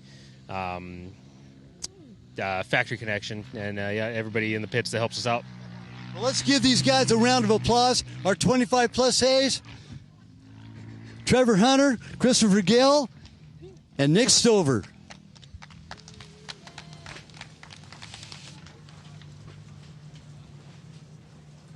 Big congratulations, guys. Thanks, CJ, and what a strong finish. Congratulations to all of our top finishers in that category. They put in a great season. And how about, special shout-out Trevor Hunter, coming off an injury, getting back out here before the end of the season. Great job. I'm kind of surprised that he didn't thank Taylor Swift. Well, Travis Kelce is in his way right now. There was definitely a different person that we think on the podium that we're going to have to talk to him a little bit about and see what's going on there. But, great racing here today. A nice pan out that gets to see all the people that are still here and still supporting that plus 25A class. And, again, great job to all of the people involved with the NGPC series, all the different clubs from every different round. And then this first inaugural round here in Laughlin with the Best in the Desert crew. Can't wait to come back here again. Maybe we can slow it down a little bit for some of those guys that thought that it was a little bit too fast. But again, thank you to everybody involved. Mark, it has been a delight with you this season. Viewers, I hope you love it. Remember, you can go to the Racing Jack YouTube channel and check out the amateurs that we filmed later. But ladies and gentlemen, that's going to do it for Round 8 of the Rocky Mountain ATV MC NGPC Series, presented by FMF, presented by Honda. Big thanks to Precision Concepts, Ride Engineering, Beta Motorcycles, Gas, AHM Factory Services, Seat Concepts, Skaggs Racing, Precision Concepts, all the boys in the truck, L&M Media Services. You guys killed it this year. NGPC, Best in the Desert. Thank you guys so much. Can't wait to 2026. But, Mark, before we get to 2026, I'll see you at Glen Helen next weekend. You ready? Next weekend, let's do this. Let's do it, guys. From beautiful Laughlin, Nevada, before the party starts at the Aquarius, we sign off one more time. So long, everybody. God bless you, and we'll see you next week in Glen Helen.